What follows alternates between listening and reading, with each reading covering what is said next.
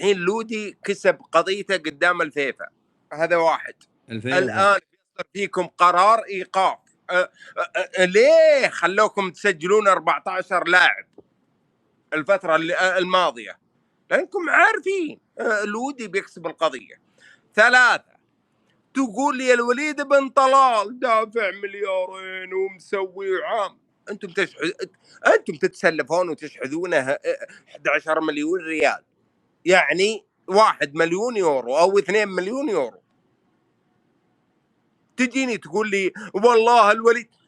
أفلام الهندية ابن نافل الله يطول في عمره يكتب يقول أنا كلمت الوليد. هنا عندنا هنا في منصة إكس، والوليد يقول لك والله اللي يبغاه الهلال أبشر. وتم صندوق الاستثمارات ما حط ميزانية أي نادي سئل في منصة قدام العالم، منصة إعلامية اللي مسؤول عنها المسعد يقول أنا والله ما أقدر أجاوب أحد، أنا الأرقام ما هي بعندي.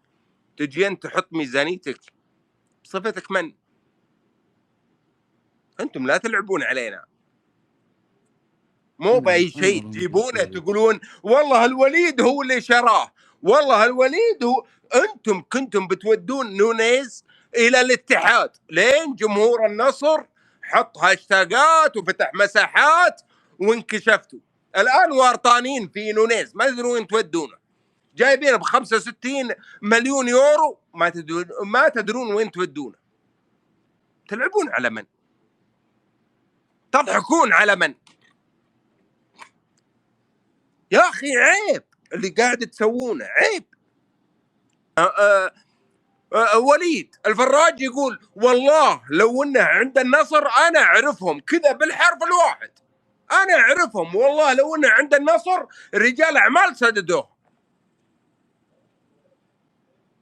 لا يجون الان يقعدون يسووننا انتم فيكم وانتم فيكم وحنا المثاليين وحن.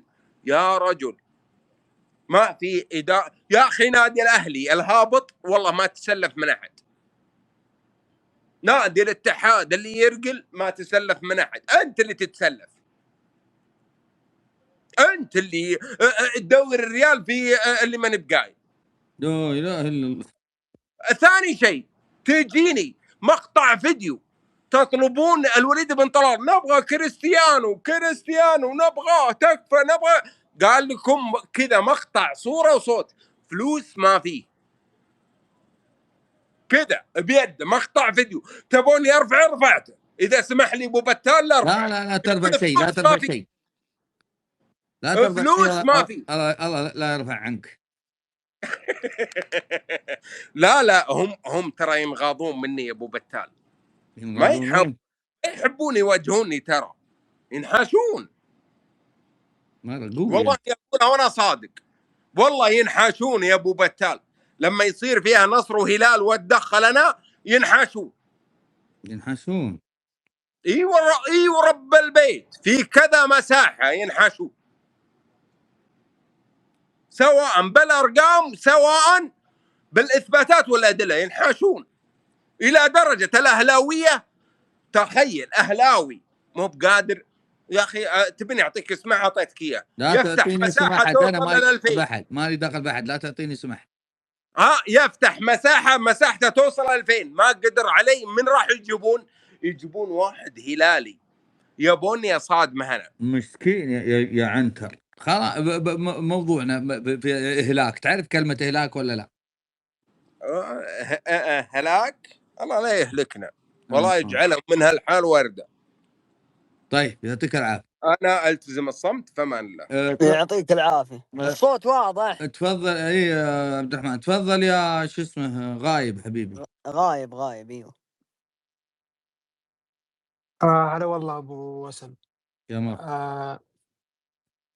شوف انا ما راح اطول، بس اني ودي اسال سؤال. الحين اذا انت اشتريت سياره موديلها 2026 وبتبيعها بعد 9 شهور، خلينا نقول، تقل قيمتها ولا بتبيعها بنفس السعر ولا بتبيعها اعلى؟ لا بتقل قيمتها. بتقل قيمتها ليش؟ لانها راح موديلها وطلع موديل جديد ويمكن طلع موديل ثاني، بالتالي راح عليها عمر وتم استهلاك السياره. حلو. لذلك مصطلح إهلاك ومصطلح محاسبي، لأنه ينظر لخانة المصاريف باعتبارها مادة جامدة فقط، لكنه مش مصطلح استثماري. أنت ما تقدر تطبقه. أوكي هو مصطلح محاسبي بس ما تقدر تاخذها على نطاق اللاعبين، لأنه في اللاعب أنت قاعد تستثمر. خاصة الحين كل الكلام أنا قاعد في المساحة يعني يمكن ساعة ما حد جاب طاري عمر اللاعب. الآن في لاعبين عندنا في الهلال، في عندنا ليوناردو وفي عندنا مالكم. ليوناردو ينتهي عقده في 2029 تقريبا، يعني باقي 3 سنين. مالكم باقي له سنة وعمر اللاعب 29. مالكم عمره 29 وباقي له سنة ينتهي في 27. بينما ليوناردو عمره صغير، عمره 23. اللاعبين اللاعبين الصغار هو الأساس أنها ترتفع قيمته، لأنه جالس يقدم مستوى، جالس تتطور الموهبة. فأنت جايب يعني في فرق بين صفقة مالكم لما اشتريته وفي فرق بين صفقة ليوناردو لما اشتريته. أنا الحين باجي لمالكم ولو لو بقول إهلاك وأروح أمدح فكرة الإهلاك بتكون منطقية. ليش؟ لأني أنا استفدت من اللاعب. يعني الهلال استفاد من مالكم أكثر من ليوناردو.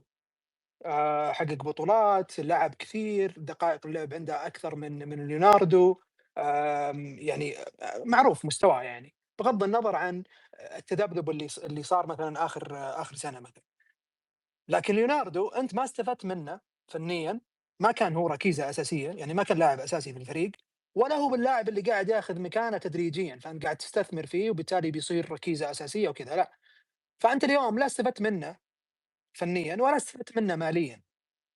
فلما تيجي تقول لي إهلاك وتجيبها بسياق مديح أو بسياق ثناء أو بسياق خطوة يعني مميزة، هذا هو الطبيعي. يعني وش تبي يعطي اللاعب مجانا؟ هذه أم الكارثة. يعني إذا أنك أنت تبيع اليوم ب15 مليون، ما أنا لو أنا مشجع هلالي أنا بقول شكرا لأنه إدارة هذا الملف والتخلص منه. بس إنه جاب هذا المبلغ ودخل ومدري إيش، لا، أنا مشتريه ب40 ولا استفدت منه. يعني هو في النهاية مصطلح إجرائي لا يستدعي المديح. ممكن تشرحه أوكي عادي، بس إنك تضعه كخطوة مميزة لا، لأنه هذا هو الطبيعي. أصلا اللاعب أصلا له قيمة. يعني المفروض إنه أنت جايبه كلاعب مواليد، كلاعب استثمار، إنه بيلعب، إنه بيكبر عندك، إنه يعني بتكبر موهبته وبعدين بتبيعه، أو إنه بيستمر معك وبيصير لاعب ركيزة أساسية وبيتطور وكذا. فهذه هي الفكرة. يعني أنا أشوف النقاش كله كان يدور حول هذه الكلمة، بس ما حد جاب طاري عمر اللاعب. عمر اللاعب صغير يعني، وأنت تناظر العائد على الاستثمار.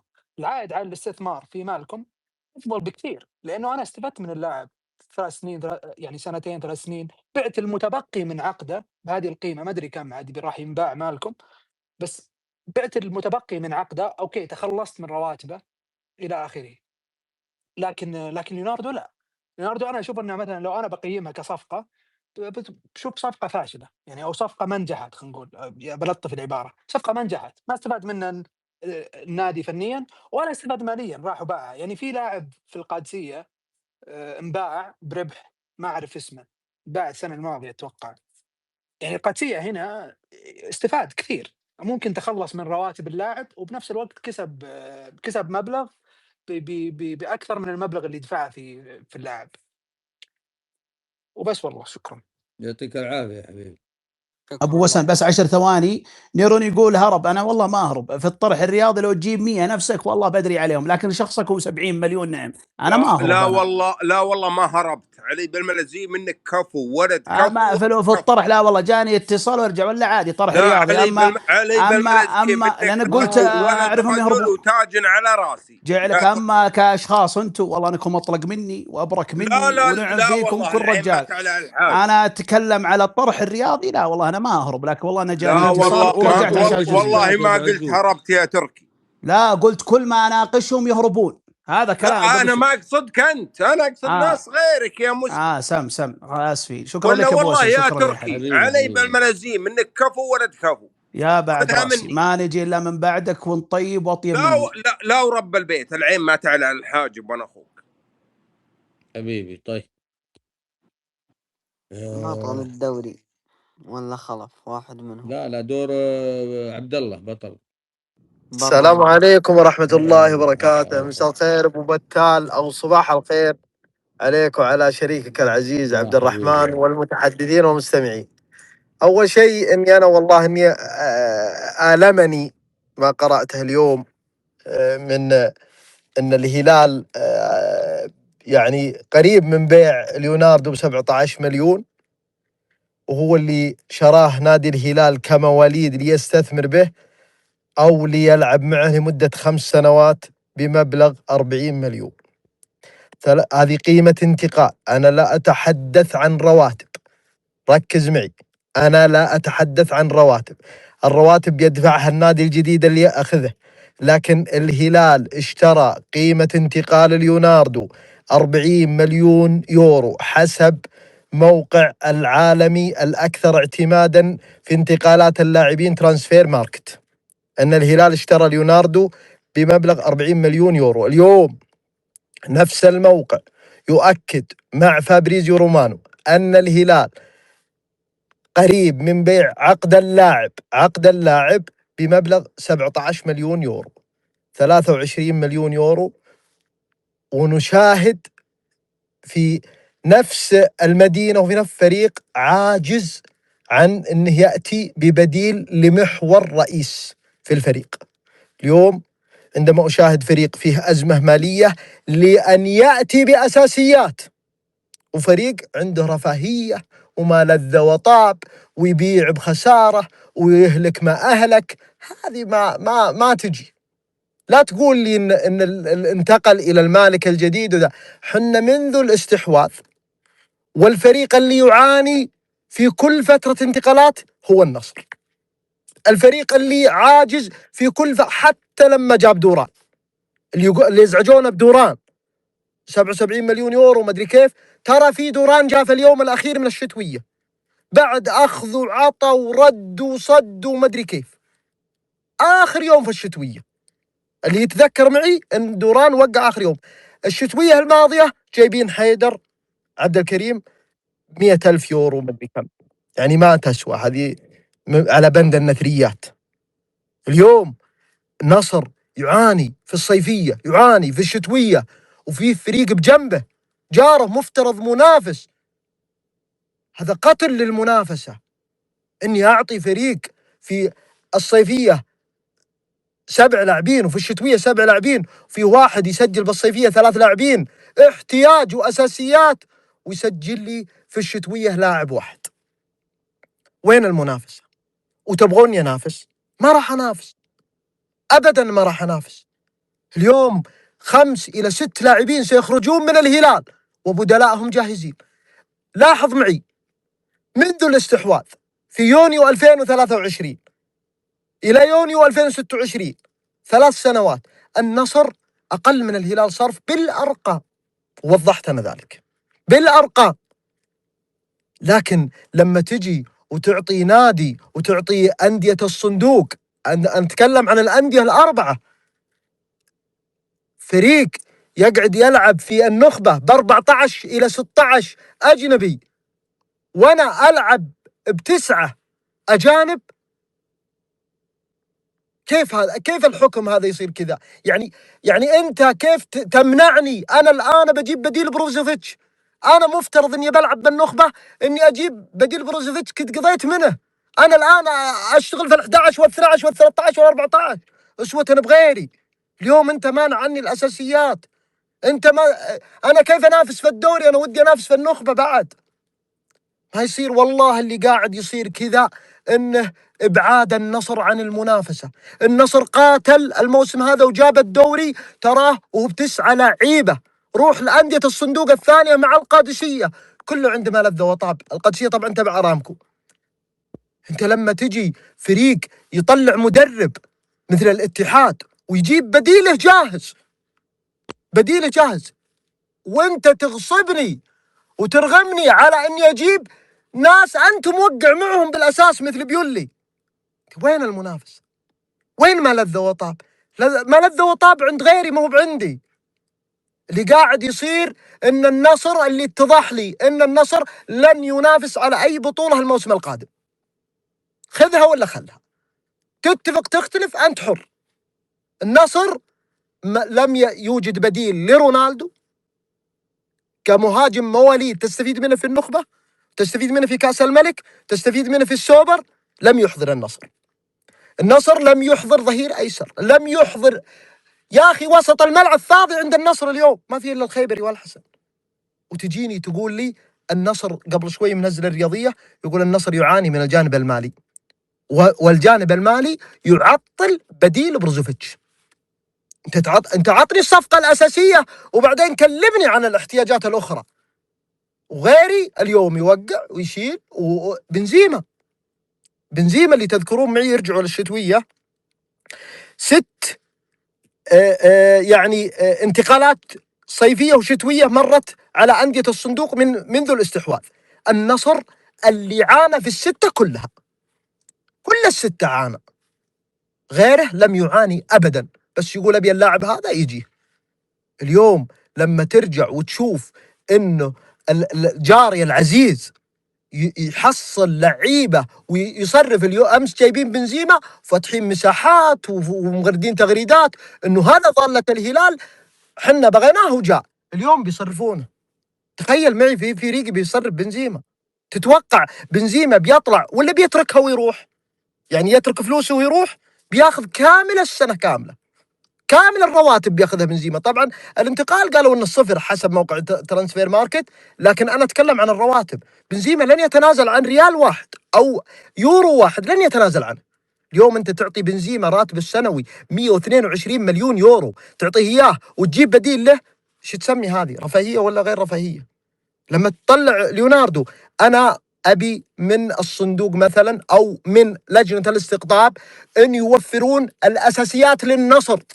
انا ابي الاساسيات. انا ما عاد ابي رفاهيه، انا ابي الاساسيات. ما ابي رفاهيه والله يا ابو بتال، ما ابي رفاهيه. انا ما ابغى العب ب 14 اجنبي. الاهلي لعب ب 14 اجنبي في النخبه، الهلال لعب 16 اجنبي في النخبه، الاتحاد لعب ب 12 اجنبي. انا 8 اجانب زائد انجلو وحيدر عبد الكريم، وقبلهم وسلي.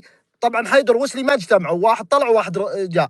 يعني انا الاقل، انا عجزت اصرف بنته يا رجل. انا عجزت افتك من ماني.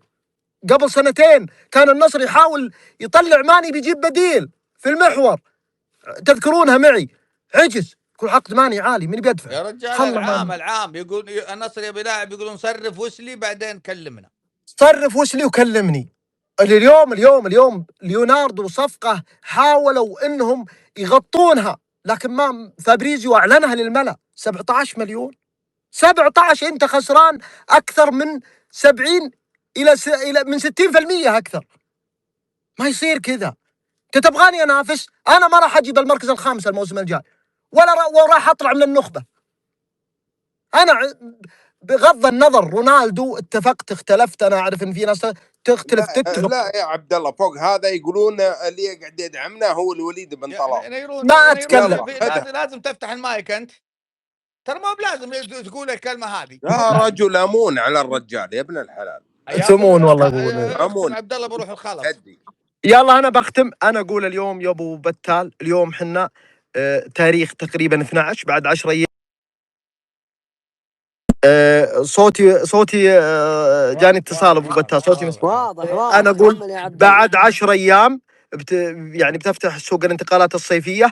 اتمنى ان ما يبدا معسكر النصر في البرتغال الا كل الاجانب جاهزين. ولو اني اعرف ان النصر سيعاني من الازمه الماليه اللي لا توجد غير مع النصر، رغم اني اعرف والكل يعرف ان النصر اكثر عقود رعايه بوجود رونالدو. اليوم شركه البحر الاحمر توقع اكبر عقد رعايه مع النصر. انا ليش عقود الرعايه اللي تجي عن طريق رونالدو تذهب الى غيري؟ ليش ما تروح للنصر؟ رونالدو لاعب النصر. العقود الرعايه اللي تجي وعقود النقل التلفزيوني والمشاهدات الخارجيه مفترض تذهب للنصر، كون رونالدو لاعب النصر. اليوم اللي يصير والله يا ابو بتال، اذا ما النصر اشتغل صح بعيدا عن سميد وسيماو. التوب عندي والكل يعرف رايي فيهم، لكن سميد وسيماو ممنوعين من المال. سميد وسيماو لو يعطون مال جابوا لك فريق يلعب في دوري ابطال اوروبا، لكن هم اشتغلوا. انت عاطهم يا ابن حلال، عاطهم بس الميزانيه اللي هذا وما عليك بيدبرونها، بس اعجل عليهم بالفلوس اللي الى حد الان ما صرفتوها وموافقات ما جاء. اصبر. نعم عاطري، انا ما بي شيء، انا ابغى. الحين ما بيقولون النصر 192 مليون اخر صحيح صح. انا اقول لك يا ابو عطى البرتغاليين ال 192 ابو بتال، اختم بهالكلمه اللي ظلل فيها كثير. وانا والله يا ابو بتال اخذت اكثر من اسبوع ابحث عبر موقع ترانسفير ماركت، موقع الانتقالات العالمي، وموقع كابولوجي، موقع الرواتب. والله الهلال صرف من يونيو 2023 الى يونيو 2026 مليار و577 مليون يورو. النصر صرف من يونيو 2023 إلى 2026 يونيو، أقصد الاستحواذ، مليار و305 بالرواتب وبالانتقالات. يجيني يقول النصر الأكثر صرف أنت بس تغطي وليوناردو واليوم خير شاهد. إذا تم سكوت إدارة النصر عن أنه غير النصر يدعم والنصر ما يدعم، هذه مشكلة. اشكرك واتمنى انه نحصل عشان الموسم طويل والنصر مشارك في 4 بطولات ومن ضمنها النخبه. نتمنى ان النصر يدخل ب 14 اجنبي. اتمنى. شكرا لكم عبد الله. عندهم ظهير برشلونه. هم الشريك ما تكلم اكثر منك، الشريك ما تكلم اكثر منك. هلا ابو وسن، ابو وسن تكلم يا ابو خليف. هلا، الله يصبحك بالخير يا عبد الرحمن، ابو وسن، ابو خالد، ابو مهند، ابو تركي، عبد الله والاخوان موجودين. شوف يا ابو واضح. اي واضح. ما انا اللي صوتي راح. شوف يا ابو وسن، انت صوت واضح عندك ابو وسن يا ناصر. هو شكله جاي اشكاليه. اي عنده مشكله. وتفضل يا ابو خليف. طيب شوف يا ابو داحم، موضوع الهلاك الرياضي وضحه ناصر في فكره مثال السياره. هذا المثال الصحيح للهلاك الرياضي. انا ما عندي مشكله انهم يعطونهم وياخذون حقهم. رجال قال خذوا فلوس ما انت براده. انا اشكاليتي انهم يجحدون. خلاص انت عطني انا وعطه وما عندي اشكاليه. يعني الحين على سبيل المثال انت لما تجيني الحين تقول انت عندك لاعب زي رونالدو قيمته 800 مليون فرضنا. طيب انا ما عندي غير رونالدو، هو اللي سقف المبلغ عنده مرتفع جدا. انت الهلال يا اخي مدربك 26 مليون يورو. وش ناصر يا ولد والله اعلم المداخله اللي تقطعت. ابو واسم موجود. اصبر يا ابو واسم. ما بنطير. الله يرجك يعني ابو تركي، كله منك يا نورين، كله الشغله كلها من راسك انت. ابو واسم بيرجع هو صوته واضح بس هو ما يسمعنا. وانتم كل شيء تحطونه في ظهري انا، لا عجزتوا لا تردون، حتى النت حطيتوه في ظهري انا. خله يكمل. انا ما عاد ما بكمل وطير. ما سويت شيء يا مسلم. كمل يا خلف كمل. بنطير ايش يكمل؟ اصبر ايش بنكمل؟ بنطير ننتظر. اصبر لين يرجع. هو حذف الصفحه. كمل يا مسلم. ابو واسم موجود. يلا كمل قبل ما تطير. انا مكمل. الرجال بيطير الحين بنطير بنص ساعه. ما لك لزوم، ما انت كمل جزئيتك مالك دخل. لا ما يصلح، لازم المضيف لازم. نيرون انت استغليت اني ما اسمع. انطلقت على الناس. وهو انا قلت شيء؟ حط ميوت كمل. هو اللي يقول لي ابو وسن مالك لزوم في. خلاص دقيقه يا ابو تركي حبيبي.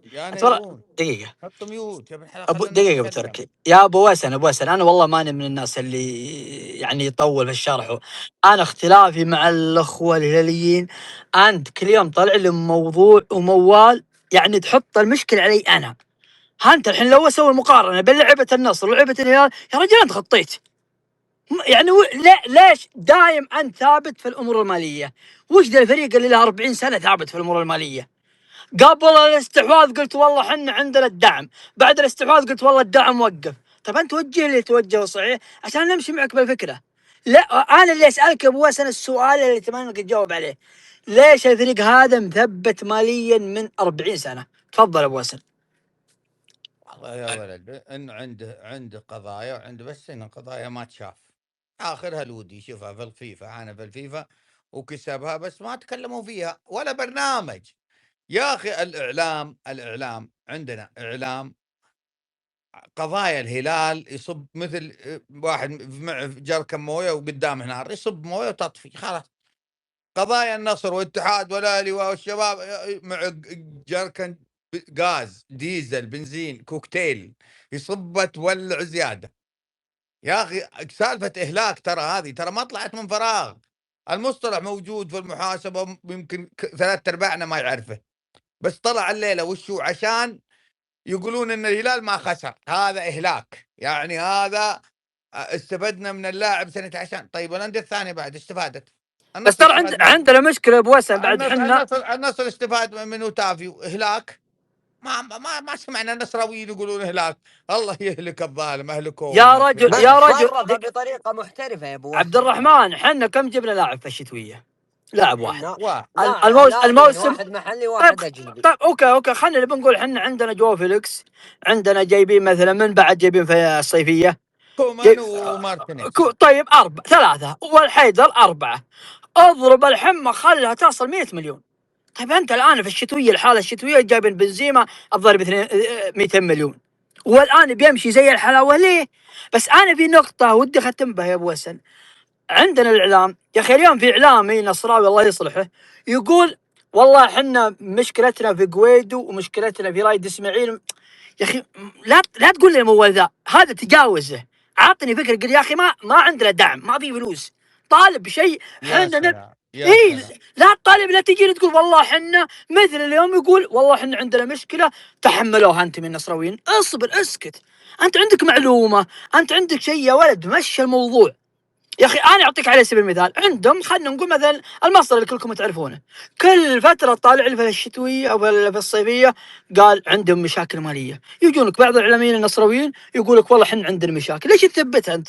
يعني الهلال ما عندهم مشاكل يا رجل؟ اذا الاهلي عنده مصايب الدنيا الماليه والاتحاد، اجل ايش اقول في الهلال اللي الشتويه جاب لي 8 لعيبه. يعطيك العافيه ابو وسن. يا نوري الله يرحمه ودك اسكت يا مسلم. لا يا خلف، بس يا خلف عشان اقول لك ترى الصحيفه الرياضيه رئيس تحريرها بتال، فبتال يرسل للنصراويين رسائل، اتمنى تفهم. شكرا لك. يعني قصدك ان عندنا مشاكل ماليه؟ نعم، النصر غير قادر على تسجيل اي لاعب يعني وغيرنا. طيب النصر رافع يا خلف يبغى موافقات الاسبوعين. طيب خلف انا قايل لك شيء. طيب تفضل يا مشاري يا عيال، خلوا الناس تتكلم. مشاري. السلام عليكم ورحمة الله وبركاته، صباحكم الله بالخير. صباح النور. والله يا ابو بتال، يا اخي انا استغرب من حال النصر. السنة اللي تكون فيها ممتاز وفنيا ومستعد انك تكون السنة الثانية افضل من الاولى، تجيك مصايب الدنيا وتخليك ترجع لدوام من اول جديد. السالفة هذه ما تصير لجارك، تصير لك انت، تصير للاتحاد، تصير للاهلي، تصير للاندية اللي تبي تنافس الهلال.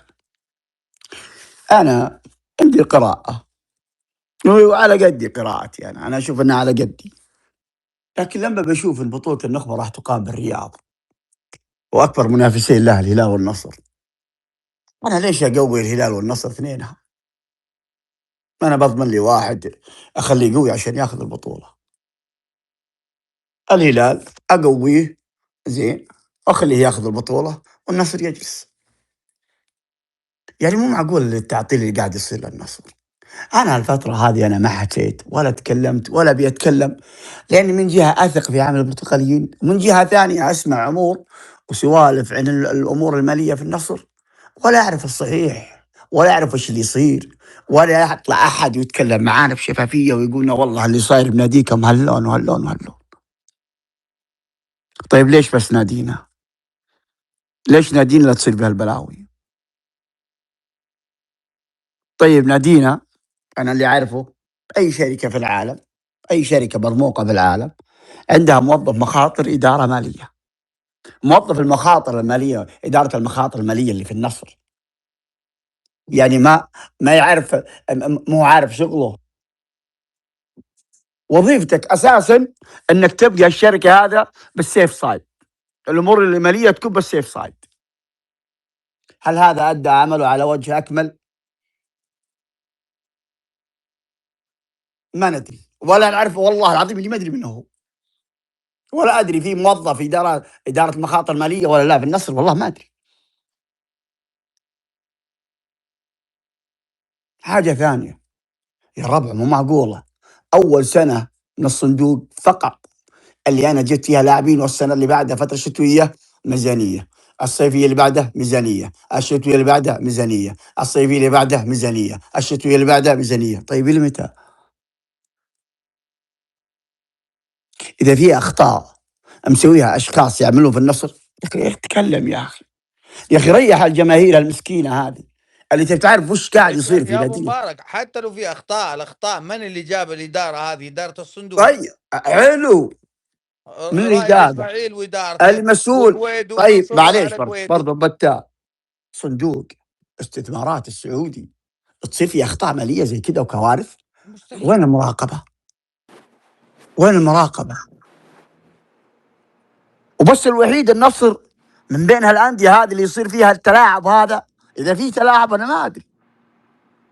ناس تقول والله انت عليك ما مراقبه ما ادري شديد، مراقبه مشدده، رقابه مشدده.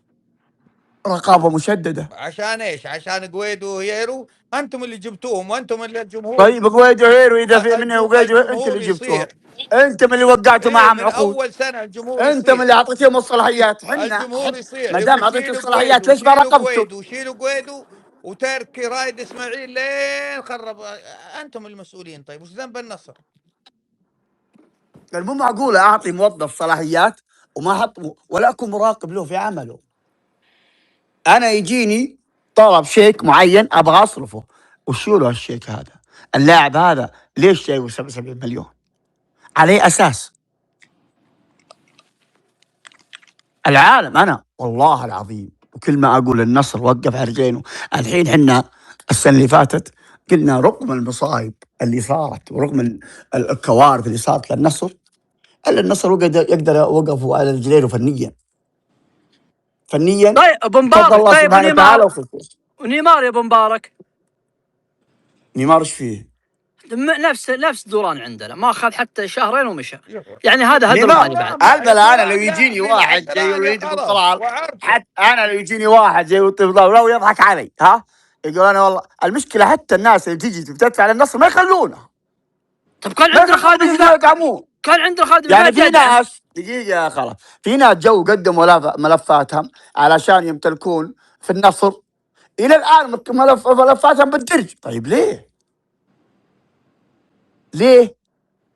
في ناس تجي تعمل بالنصر، تبي تعطي من اموالها الخاصه، ما هي قادره. ليه؟ لاني انا ما بيعطيك الصلاحيات. طيب انت بعطي الصلاحيات ناس قبلي ولعنوا الوالدين بالماليه، وخلوني اجلس ما اقدر اتحرك بالفترات الصيفيه والشتويه. السؤال اللي عليه مليون علامه استفهام، ليه النصر يا جماعه؟ ليه النصر يا جماعه؟ النصر هذا ليه كل ما بيوقف هالنادي هذا على رجلينه يجي واحد يقول له اجلس لا توقف؟ ليه؟ هذا الشيء اللي انا بعرفه. لي انا عارف ان انا شجعت النصر 1409 10 هجريه، يضرب من البطولات سنه يمكن سنتين بس اللي هي 13 هجريه و19 هجريه يمكن اللي ما ادري، الباقي كل سنه بطوله ماشي. وش السالفه اللي خلت النصر فتره اخيره 20 سنه اخيره كل ما يوقف النصر بيمشي على رجلينه؟ طيب ويصير مستقر. خلنا نكون واضحين اكثر، وبعد اذن ابو بالتالي بسالك انت ناصر والاخوان. حنا كنا نقول نبي ابراهيم المهيد بايام قويدو وايام رايد اسماعيل، لان عملهم فاشل، والرايد والمهيد لازم ياخذ الصلاحيات. الان عندك البرتغاليين قال لك ابراهيم المهيد مثلا، احنا نجيب على سبيل المثال تبوني ادفع اعطنا الصلاحيات. انت ايش تبغى الصلاحيات في النصر الان؟ انت الحين لو يجيك المهيدب يقول لك ولا تبغى المهيدب ولا البرتغاليين؟ من تختار؟ المهيدب مع البرتغاليين اثنين. لا يقول لك انا ما المهيدب اذا جاء المهيدب ما راح يطلع البرتغاليين اذا جاء. المهيدب شايف عمل البرتغاليين مستحيل يطلعها. طيب عندك اعلامي كبير من نادي النصر يقول لك المهيدب جاي يبغى الصلاحيات. شلون؟ جاي يبغى الصلاحيات. شوف هي اذا هو يبي يتملك ليش لا؟ اذا الرجال يتملك يعني الوليد بن طلال عليه حلال يتملك ويجيب ويخلي بالنادي، هذا حرام عليه. لا هو ما هو بجايك زي وليد بن طلال، هو بيجيك زي مثل نواف بن سعد. لا مو هو جاي، مو زي قصدك انه بيصير زي الشركه غير ربحيه. ايه طيب السنه الاولى عند الهلال فهد بن نافل يصرح ويمرح، وش معنى وقفت على مهيدب؟ بس انت كنصراوي الان انت تشوف الفريق ماشي بطلوا زي الحلاوه. انت جاوبني الحين، جاوبني يا خلف. السنه الاولى فهد بن نافل ما كان يصرح ويمرح؟ اكيد اي نعم، بس السنه طيب انا المهيدب ليه ما تخليه طيب صلاحيات زي فهد؟ لا الفرق بين الفرق لحظه اذا انت فعلا اذا انت سوي عليه رقابه ماليه عادي، شوف شغل الرجال وكيف يشتغل في النصر، اذا في لفلفه يمين يسار وقفه مثل ما وقفت غيره. هذا مجد الجمعان طلعت عليه بيان اطول من ايدي. بس حنا نختلف عنهم يا ابو مبارك. هو جايك فهد بن نافل حتى من قبل الصندوق ماشي وضعهم زي الحلاوه. حنا يوم جا رايد اسماعيل جانا ماجد الجمعان جاء اختلافات، قبل كنا وضعنا ما هو تمام، الان انت وضعك زي الحلاوه. انت ايش تبغى بالمهيدب كرئيس مثل عبد الله ماجد؟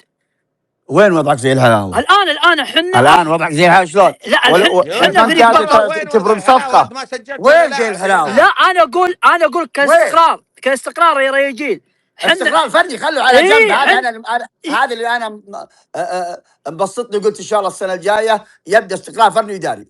السنه هذه يبي يخلونك تحت.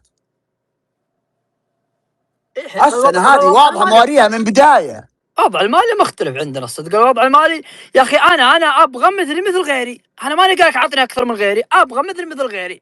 والله انك صادق يا خلف. اي نعم ابغى زي غيري. ليه؟ انا قليل منهم، ماني بقليل. اسمح لي بوضح لك يا ولد انت تخيل انه الان حتى بروزو مشوه ما في بديل له.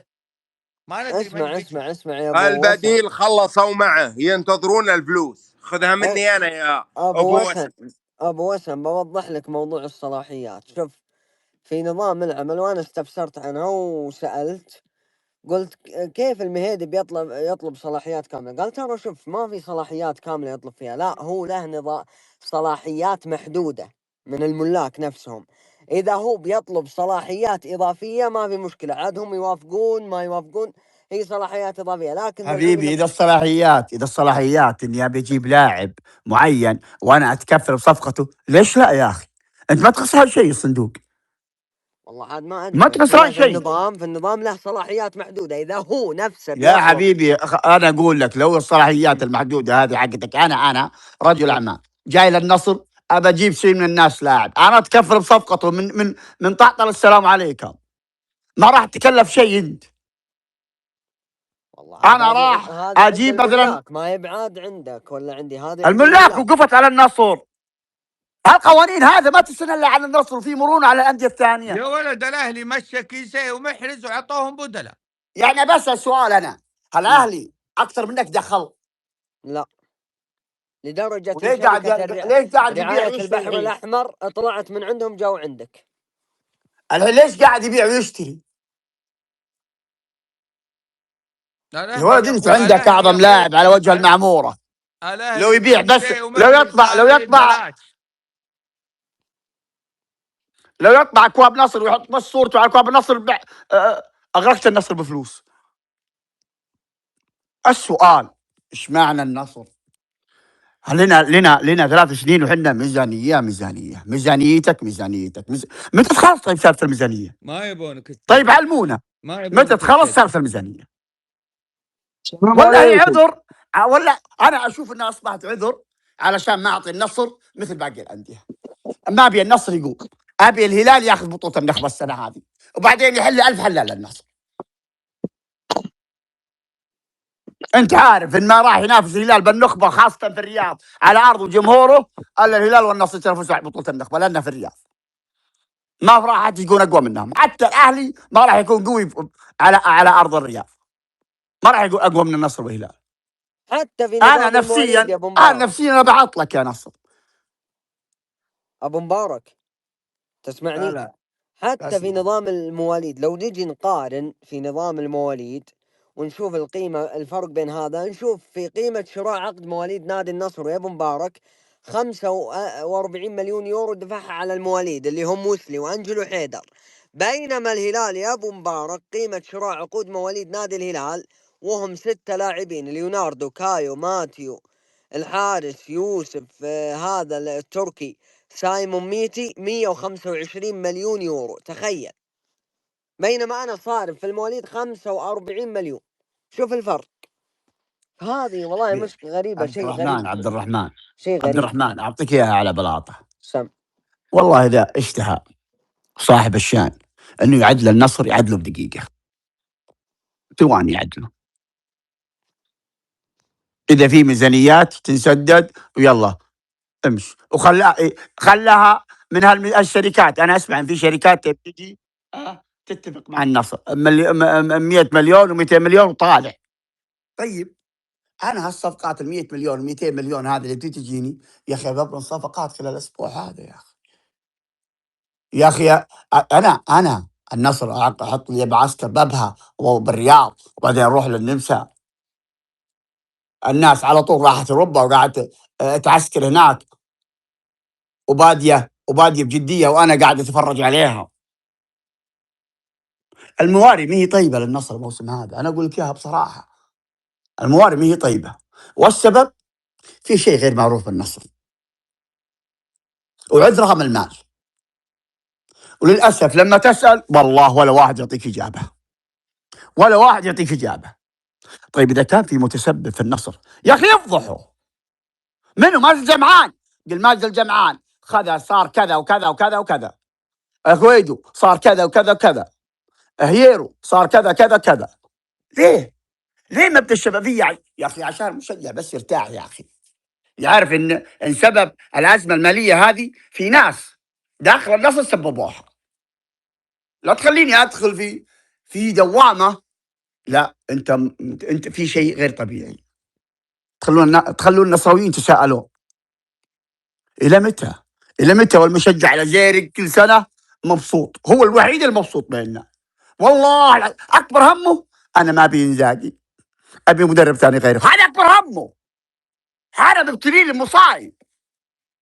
انا فلوس ما ادري عندي ولا ما عندي. انا يقول لك انا قبل شوي قريت في الرياضيه يقول معطينها من نص راتب، ما كملوا لهم الرواتب. طيب ليه يصير العجز هذا في النصر؟ بينوا لنا، علمونا. مو طبيعي اللي قاعد يصير، والله مو طبيعي يا ناس. والله الذي لا، اللي يقول طبيعي هذا يا انه حمار يا انه ما يفهم. مو طبيعي، خاصه للنصر، بالذات للنصر مو طبيعي.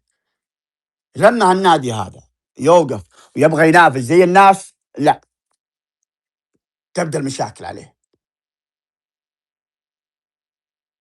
ما في رجل يجي يعطينا العلم، ما في رجل يدخل هالنادي وينفضه فوق تحت يعرف وش السبب فيه ومن المتسبب بالاشياء هذه. ما حد يعطينا اجابات. يا ابو مبارك الموضوع يعني حتى الى الان يقول لك الموافقه. ليه؟ الى متى طيب؟ وغيري ما يحتاج موافقه. غيري ما يحتاج موافقه. ليش؟ غيري مجيم وعلى ما يحتاج يغرف من قريب. غيري يخرب الفتره الشتويه مليار وشوي صارف يا رجال. حتى الانديه اللي معنا في الصندوق سجلوا، احنا لا. انا بطل دوري الموسم اللي فات يا رجل. انا الاكثر مشاهده فيكم رغم حتى تثبتكم حقت الشرق الاوسط. انا الاكثر مشاهده فيكم. انا اللي عربي. النصر هو اللي يدرك الفلوس بواسطه رونالدو. هو اللي يدرك الفلوس. راح رونالدو صفق على دوريك هذا، ما حد راح يطالع له. ابو مبارك، احتفالية رونالدو كم بالله مشاهداتها؟ شوف تخيل، الاحتفالية اللي يطق الطبل كم مشاهداتها طول الموسم بالضبط. طول الموسم عبد الرحمن هذه اصبحت عبد الرحمن براند حتى يا عالمي سمح عبد الرحمن لدرجة. يا سمح اصبر يعني. فكنا من الخضريط هذه اللي سمح كم شافوا الاحتفال ومما شاف. لا لا ما هي خرابيط، انا اجلد اتكلم انت في اللي ابي شيخي يعني. ويا حبذا اللي انا اتكلم في فيها. اللي ابي، الله يرضى عليك، لا تجي تدخل لي رايي. يا سلام عليك، ولد انا يعجبني ولد الشريف اهجد. القوي. تفضل يا ابو مبارك، كمل، معذره عن بس المقاطعة. بكمل هالنقطة هذه ايه كمل. اللي بقوله. تورع جاي انا اللي تحضرني انا وتكتمني انا. يا رجل انا اكلم ابن عمي ما اكلمك. ولد ابن عمي، وش ابن عمي قالطن علي انت؟ شريك يحق له بالمساحه ما لا يحق غير. بعدين ليش تبغى سبحان تصادر الله، رايه؟ تتكلم ولد عمك ذا الحين داخلين في راي، تقول بلا مشاهدات بلا يا اخوي. تصادر رايه يا اخي، رايه بكيفه يا اخي. خليني انا بتكلم برايي، ما علي في احد. يا خلوه نيرون مشاري. اهجد، الله يرضى عليك، لا تخليني اصبح عليك بعد الصبح. يا حبذا لو تزيله بعد. تفضل يا ابو مبارك، كمل عشان بنروح كمل نسافر. انا كمل يا برسل أبو رسالة أخيرة ويمكن غير مجدية، بس برسل لأعضاء رجال النصر والناس المؤثرين في الرياضة اللي يحبون النصر. أتمنى أنكم تتدخلون في حال النصر هذه الفترة. إذا أنتم ما جيتوا وشفتوا أوضاع النصر وعرفتوا ايش اللي قاعد يصير، وحتى لو عرفتوا أن الخلل مالي، يا أخي ما فيها مشكلة لما تدعم، ومو لازم تكون موجود أنت بالمشهد، مو لازم. أهم شيء تحب النادي، تعشق هذا النادي، يا أخي تدخل له مالية. المشاكل يا أخي له مالية. في ناس عندنا ما شاء الله خيرهم يغطي بلد، يا أخي تدخلوا ماليا يا أخي. يا أخي إذا فعلا المشكلة مالية وميزانية، يا أخي تدخلوا ماليا. أنتم تحبون النادي هذا وتحبون إنه يكون موجود على المنصات دائما، تدخلوا ماليا يا أخي. المهيدب وغير المهيدب، الأمير تركي بن سلمان، الأمير فيصل بن تركي، الأخ العزيز أبو حمد المهيدب، الحبيب السويلم، الأمير العاشق الأمير خالد بن فهد، تدخلوا ماليا يا أخي. النصر إذا فعلا فيه ناس تضرروا تسببوا ضرر لهالنادي هذا ماليا، يا أخي تدخلوا، حلوها وخلوه يوقف على رجليه ثاني مرة، وتأكدوا أن المشكلة المالية هذه ما ترجع مرة ثانية، ما ترجع. عندنا مشكلتنا معاهم إن يقول لك عندك الميزانية عندك المالية، أنت ما تدري. لو قالوا لك مشكلة لاعب تقدر تحلها، تقدر تروح تعرف وش اللاعب، تقدر تبحث عن الموضوع هذا، لكن مالية ما تقدر تبحث. مشاري هلا، هل خالد بن فهد عاجز انه يشتري النصر الان؟ من هو؟ خالد بن فهد عاجز يشتري النصر؟ والله ما ادري هو عاجز ولا مو عاجز، والله اني ما ادري. لا لا لا لا مو بعاجز. الان ناديك على المهف، اما تشترونه ولا ترى بيحط في مزاد. تذكرها وحطها حلقه في اذنك وقل نيرون ما قالها. ناصر باذنك، ناصر طلب اخير، اذا في مشكله ماليه متسبب فيها شخص، اتمنى يتم فضحه على وجه الاشهاد. يا رجل لا هي ماليه ولا شيء. انا اقول لو الموضوع تاريخيا. الامور طيبه يا ابو مبارك ان شاء الله. مشاري طيب شلون يا ناصر؟ طيب شلون؟ الموضوع تاريخيا يا مشاري. ما قالوا النصر الى 192 مليون بيستلمها، والهلال 200 ومدري كم حقه النقل وحقه ذا. ايه يا اخي دقيقه وين هذه؟ وين؟ يا الوليد بن طلال. الوليد بن طلال ليش يقول عندي مشكله ماليه يا اجل؟ ليش يقول عندي مشكله ماليه؟ خلوني اتكلم الله يخليكم. خلوني اتكلم. بجيك 30 ثانيه. الوليد بن طلال، يا اخوي الوليد بن طلال ما قدر يشتري. والله ما تكلم. لا الله يشغلك في نفسك يا اخوي، بتكلم انا مضيف انا يا ابو مبارك.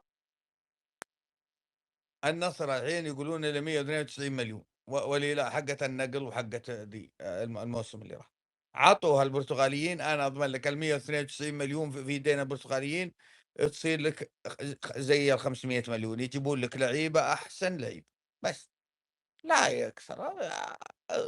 احنا ما عاد ندري، احنا في يده. العالم هذه النصر عليه رقابه. ابوي النصر وش مسوي؟ سارق رقابه يا اخوي، اللي اخطوا حاسبهم. اصلا ليش يمشي هيرو وقويدو عليه؟ المفروض انك يا حلال بس يا مسكتهم تاركهم في النصر يحوسون لين اندبلت جبودنا. يوم خربوا مالطا شالوهم. رايد اسماعيل خطوه قدام خطوتين ورا، هو ادارته.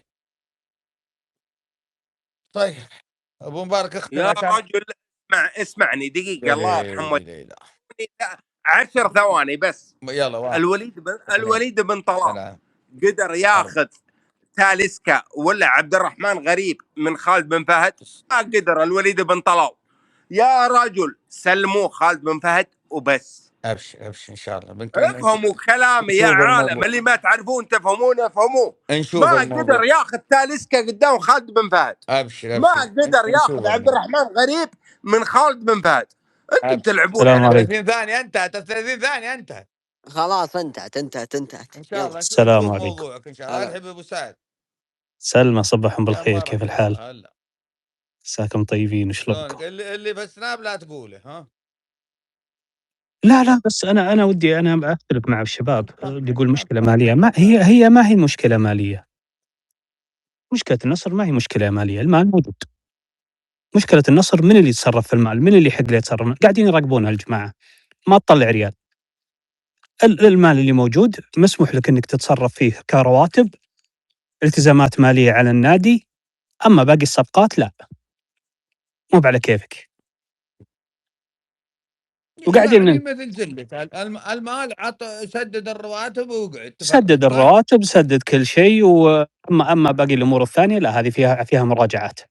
اذا بتسوي تعاقدات جديده عليها مراجعات، الا في حاله واحده، خلصوا الجماعه وتقدموا لشراء النادي، هذيك الساعه تصرفوا باللي تبونه. طيب والجماعه حاطين ملفاتهم على جنب، قدموا حطوا ملفاتهم على جنب. كلن حاطين ملفات. لا حاطين، انا متاكد حاطين ملفاتهم على جنب. ليش ما ادري؟ كلن حاطين ملف وكلن يبي. ويطلع الحين مالك يا طويل العمر، ما هو بقصد انه شخص واحد اللي حط ملفه، اكثر من شخص. لا اقول حطوا ملفاتهم هم ثلاثة اشخاص، جروب واحد تقدموا وحطوا ملفاتهم على الجنب. انا نفس الشخص اللي معاهم قال لي نفسه قال تقدمنا وحطوا ملفاتنا على الجنب. ما رجعوا عليه. في صوت ولا لا؟ لانه مو بشخص واحد يا ابو مبارك. الحلال هو معاه مجموعه يا رجل. ايش بلاك مستر اوف لاين؟ هو معاه اثنين غيره. لا اله الا الله، مجموعه وفي مجموعه ثانيه وفي مجموعه ثانيه يا ابن الحلال. في صوت. الرجال يقول انا معي اثنين، رحنا وقدمنا هذا ملفاتنا وركنونا ولا ردوا علينا. اكثر من تكتل ابو مبارك فيه يا ابن هذا تكتل. طيب ليه ما ردوا على التكتل؟ طيب القده ما ردوا على كل التكتلات. الى متى؟ عاد والله عاد الله يعين. هذا معروف، هذا شيء تعودنا عليه. النصر في بدايه الموسم لازم يعطلونه لين اخر اسبوع، هذا شيء تعودنا عليه. المال اقسم بالله انه موجود وانهم كبلين يديهم منه، ما يقدرون يصرفونه. طيب ليه يتم تعطيل النصر بس؟ ما ادري هذا شيء تعودنا عليه، عليه كل سنه. يا ابو سعد، انت تقول ان انا اكره الاشياء اللي ما لها جوبه، والله اني اكره. انا لو الفلوس موجوده، يعني قالوا لا الفلوس موجوده لها اكثر من شهرين. وين الفلوس موجوده عشان يجيب صفقات؟ موجوده التزامات النادي. وين في النادي؟ التزامات النادي اترك على جنب يا اخي، الناس تبرق صفقات يا اخي. انت الحين هم مانعينك، ما تقدر الا تصرف رواتب والتزامات نادي وعليك رقابه بعد. ليه؟ نفس الوضع، يقول لك ما تتصرف فيه، انت عندك ملاحظات. انت هذا اللي نقول شوي مستر بلاين يعني ما عنده ملاحظات. شلون؟ هذا قبل شوي نقول ما احنا قادرين نتحرك. ليش؟ اساس ازمه ماليه. ما نقدر، ما نقدر. احنا ما عندنا القوه اللي يملكونها الناس الثانيين، ما عندنا الامور الثانيه اللي نقدر نسوي فيها ونتصرف فيها على كيف. ولا زلت مؤمن فيها، وقلتها بتغريده وارجع بقولها مره ثانيه وثالثه ورابعه وخامسه وسادسه وسابعه. الهلال مختلف عن الجميع لان في احد يساعده. انا متاكد من هالشيء هذا، لكن ما املك الدليل. شوف ابو مبارك يزعلون النصر يرضون. النصر راح يتعاقد وراح يضبط اموره، طيب، لكن ما هو بالحين. قاعدين يعطلونك لين قبل الفتره زي كل سنه. ولا انت متعاقد ما اقدر خالص؟ انافس، يكون ما تقدر كلهم تبني من متسابقين، اللي سابقني ب 300 كيلو واللي سابقني ب 1000 كيلو، وانا توني اتحرك من مكاني علشان اسابق الناس في الدوري وكل باقي المسابقات. اصلا انت لو ترجع لكلام شو اسمه اللي كان في الصندوق، شو اسمه، يوم قال انه بعد 3 سنوات جميع الانديه راح تتساوى في الدعم، صح؟ ايه هذه كذبه، وهذا كلامه صدقناها. هذا كلامه صح؟ صحيح. ترى كلامه صحيح، لكن السؤال اللي يستح نفسه، يعني ابو سعد أنا أفهم ليش انت تفضل هذا النادي وتدعمه قبل الانديه ب3 سنوات؟ يعني بعد 3 سنوات اذا جاني الدعم يكون هذا سابقني ب3 سنين يا جماعه الخير. يا سلام عليك. انت لازم تسال السؤال ليش هذا يستثنى وليش هذا الاول دائما في كل شيء. انا اليوم ابو سعد حتى لو يعني بتعاقد الحين بتاخرني لين اخر اسبوع على قولتك، ولا اخر اسبوعين، راحت الخيارات الاولى اللي عندي، الانديه ما هم منتظرتني واللعيبه ما هم منتظرين، بتخليني انت ليش بتخليني اضطر يا اني ادفع قيمه اعلى من قيمه اللاعب عشان اجيبه في الوقت بدل الضايع، ولا اروح الخيار اقل. يا ناصر انا لما افتح شركتين، واحده اوقفها 3 سنوات والثانيه اشغلها واعطيها كل شيء، وبعد 3 سنوات افتح الثانيه، خامس سنه من الافضل؟ اللي فاتحها قبل، اللي قبلي. إيه؟ وبناء على هو ليش دائما الاول؟ بناء على ايش انت اخترت الشركه ذي؟ ليش فضلت النادي هذا للنادي هذا؟ هو ليش هو اول نادي اندعم قبل الانديه كلها؟ ليش هو اول نادي سمح انه ينباع قبل الانديه كلها؟ ليش هو يترتب قبلنا؟ ليش هو يدري عن كل شيء قبلنا؟ صح. ترى مو على هذه وبس، حتى جدولة الدوري، حتى مباريات الكاس يدرون عن المباراة متى، احنا ما ندري الا قبل المباراة بشهر. لا تنسى تصريح جيسوس يوم طلع وقال مباراتنا بعد مدري كم، حدد تاريخها باليوم، والعالم ما يدرون والجدول ما بعد نزل. لا نلعب على بعض، هذا سابقنا بمراحل، لكن ما خذاها بيمناه، ما سبقنا بيمناه، سبقنا بمكاتب، سبقنا بناس ما تخاف الله على المناصب اللي أعطيت لها. طيب تفضل يا سمح. السلام عليكم. سلام. الله يصبحكم بالخير. يومكم عساكم طيبين غاليين والله، جماعكم مبطين منكم، والله مبطين منكم والله يا ابو بتال. الكلام للجميع، يعني حنا عارفين المشكله، نروح نرجع على نفس المشكله، ما كان حنا عارفين يعني منين نبدا. يعني المشكله واضحه، يعني معروف المشكله انها من الجانب اللي هو من القائمين على الصندوق، من الصندوق، قائمين من الصندوق. يعني خالد بن فهد، انا اتفق مع رفيقنا اللي قبل شوي، شو اسمه؟ نيرون. في نور. ايوه انا اتفق معه. هو انطار راح. ايش شوف ابو بتال، يعني الكلام الاخير، يعني شوف هو نادي النصر، اتفق مع الشباب وهم عارفين الشهاده وانا عارفه. طيب يعني لازم كل يعني ادنى زله مشكله، سواء اداري مثل الجمعان، لاعب مثل دوران، يعني اي شيء يعني يقول لك هذه مشكله. لا المشكله مستحيل. الان نتكلم لك الان في المهيدب، يقول لك الصلاحيات مستحيل، وكلام غير صحيح. المهيدب ما يتكلم لك على الصلاحيات. اذا الرجل الان يبغي يترأس نادي النصر، طيب الرجل يعني بيكون رئيس منظومه، ما اتكلمك على الاداره الفنيه. المشكله هنا رجل بيدير، اتكلم لك من الجانب التجاري، له مستهدفات مستقبليه. يعني الجانب الفني مرتقليين مش صلاحيات، يعني عنده رعاه، بيتكفل برعاه كتسويق، لك صلاحيات، وخلينا الجانب هذا. الان يقول لك ما في فلوس. هل الدعم لامير خالد بن فهد يعني كذا يعني فجأة يعني كف يده من النادي. لا، شفنا الأندية الحين تخصص. نادي النصر الحين يقول لك 85% الأندية، كلام غير صحيح. المشكلة ترى من الجانب اللي القائمين من الصندوق، من الصندوق. طيب شو المشكلة؟ طيب إذا عندنا اللاعب ما خلصناه، ما بعناه، ما يعني صار عليه مبالغ، طيب شو المشكلة؟ دوران غير دوران يا أخي. الأندية عندك الأندية كم لاعب يا أخي الجار كم لاعب؟ موضوع ما بدوران يا اخي، انتم راكم حاطين دوران ترى قبل سنتين انا اتكلم لك، وحطناه انا اقول لك وانتهى ادنى موضوع حاجه. انا ولاعب ادري بديت يرجع حسك انا معك كله. والموسم ذا ولا بتعينه؟ ايوه فاهم، نفس الغنام.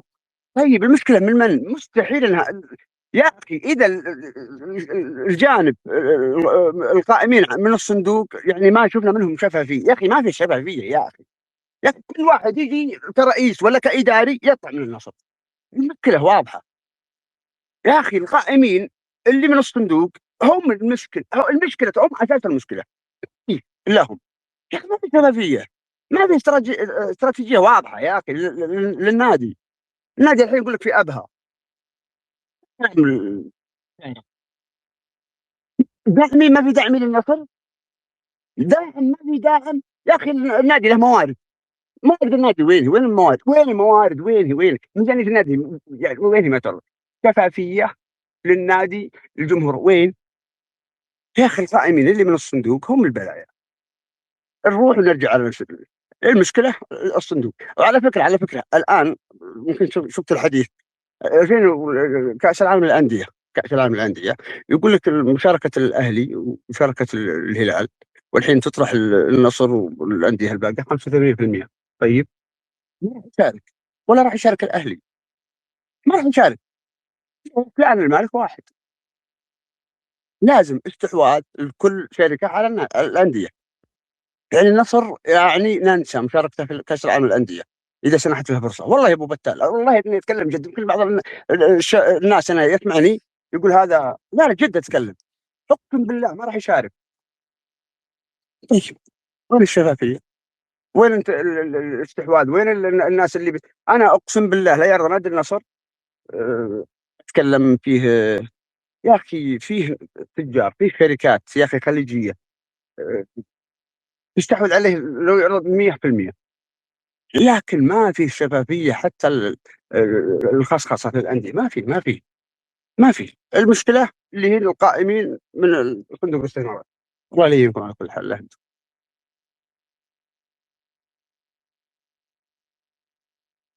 طيب يعطيك العافيه، شكرا لك. ابو بتال انت عبد الرحمن، هلا موضوع حاجه بس 5 ثواني. تفضل. المهيدب الاختلاف. طيب وهذا يعني مش تاكيد مني، ولكن الواضح المهيدب مش على الصلاحيات، على الجانب التجاري، المسوقين، الشركات الرعايات، المنصات الاعلاميه، الاعلانات. هذا الجانب الاداري مش الفني للبرتغاليين. ولكن المهيدب انا ايده في ذلك. الجانب التجاري انا رجل ادير منظومه، الشغل لي محسوب علي. هنا المشكله الجماعه يعني ما خلوه يعني. طيب انا رجل ادير سلسله اعمال، هذا اللي بوضح. فهمت؟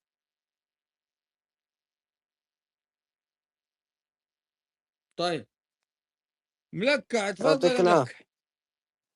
زاد فضلك. السلام عليكم، صباح الخير على الجميع. شوف انا طبعا ما ادري الاخوان يتابعون ولا لا، لكن انه قبل نهايه الدوري بجوله وجولتين تم الجلوس مع الانديه، وهذا شيء معلن وتم ابلاغهم بالمبلغ، ثم نعلن في دورينا غير وفي كذا برنامج المبالغ الدعم طبعا اللي هي بناء على اخر 3 سنوات. كلكم كنتم سمعتوا هذا الكلام. النصر كان 161 مليون، ممتاز. فهذا موضوع خلينا نقفله لانه المبلغ يعني موجود الان 161 مليون للنصر كدعم، هذا غير الرواتب، ممتاز. فالمبلغ موجود، فانا ما يحتاج اتكلم عن هذا الموضوع لانه موضوع مفروغ منه. لكن ممكن انه المدرب جديد له اسبوع الان تقريبا، فممكن انه 161 مليون يورو ولا ريال؟ لا ريال، لا بالريال. طيب في نادينا طلع انه 123. من الهلال قصدك؟ لا الهلال 200 حنا 193. الهلال 178. طيب طلع في نادينا غير انه او خالد الشنيف في برنامجه طلعنا 193. لا هذا من الدعم البث في ديت خشمك البث. ولكن ما نبي نخلط بين الصندوق، لان دائما تتكرر الصندوق صندوق، هي ما له علاقه صندوق، هي اسمها لجنه الاستقطاب، عشان بس الاخوان يعني ما يخلطون بين الصندوق وبين يا سلام عليك، انت قلت لي في لساني. لجنه الاستقطاب. لكن شوف خلينا نتكلم. لجنه الاستقطاب هي مسؤوله تعطيك دعم ومسؤوله عن رواتب فئه A. ممتاز. فئه A هي مسؤوله عن رواتبهم، عن سكنهم، عن امورهم، عن حياتهم، انت ما لك دخل فيها. البقيه من الرعايات. طيب خلينا نجي لنا قبل الصندوق. هل النصر كان يجيب اجانب؟ كان يجيب من الرعايات. فانت يعني نادي ماشي سواء بالصندوق او باللجنه او بغيره، لكن الان في دعم زياده، مبلغ زياده عشان تجيب محترفين افضل ويكون الدوري متابع يعني بشكل اكبر. هذا الفكره لجنه الاستقطاب. لكن نتكلم عن الفلوس موجوده. انا مشكلتي، انا اتوقع ممكن مدرب جديد له اسبوع الان تقريبا، فممكن هو يعني عنده احتياجات معينه او مراكز معينه، او بيشوف المحاور، لانه عنده 6 وسط الان من ضمنهم اللي انضموا الركان الغامدي ولا غيره. ممكن هو يبغى يشوف الاسماء هذه، هل هي قادره تكون بديل؟ هل هي قادره تكون وسط؟ هل تكون قادره تكون اساسي؟ هل هي عندها القدره؟ لا والله بعيرهم اصلا وبجيب افضل. فهي الموضوع ما اتوقع انه موضوع تاخير بسبب هذه المبالغ والى اخره، وهذه الازمه بكثر ما هي مدرب تقرير فني بيعطينا الملخص، او بيعطي الاخوان البرتغاليين الملخص النهائي عن الاحتياجات. لكن انا عندي مشكله واشوف الناس يا ملكة. طيب انا وش فايدة اذا عسكرت بدون لعيبه الاجانب؟ يمكن ما يعسكرون مع انديتهم.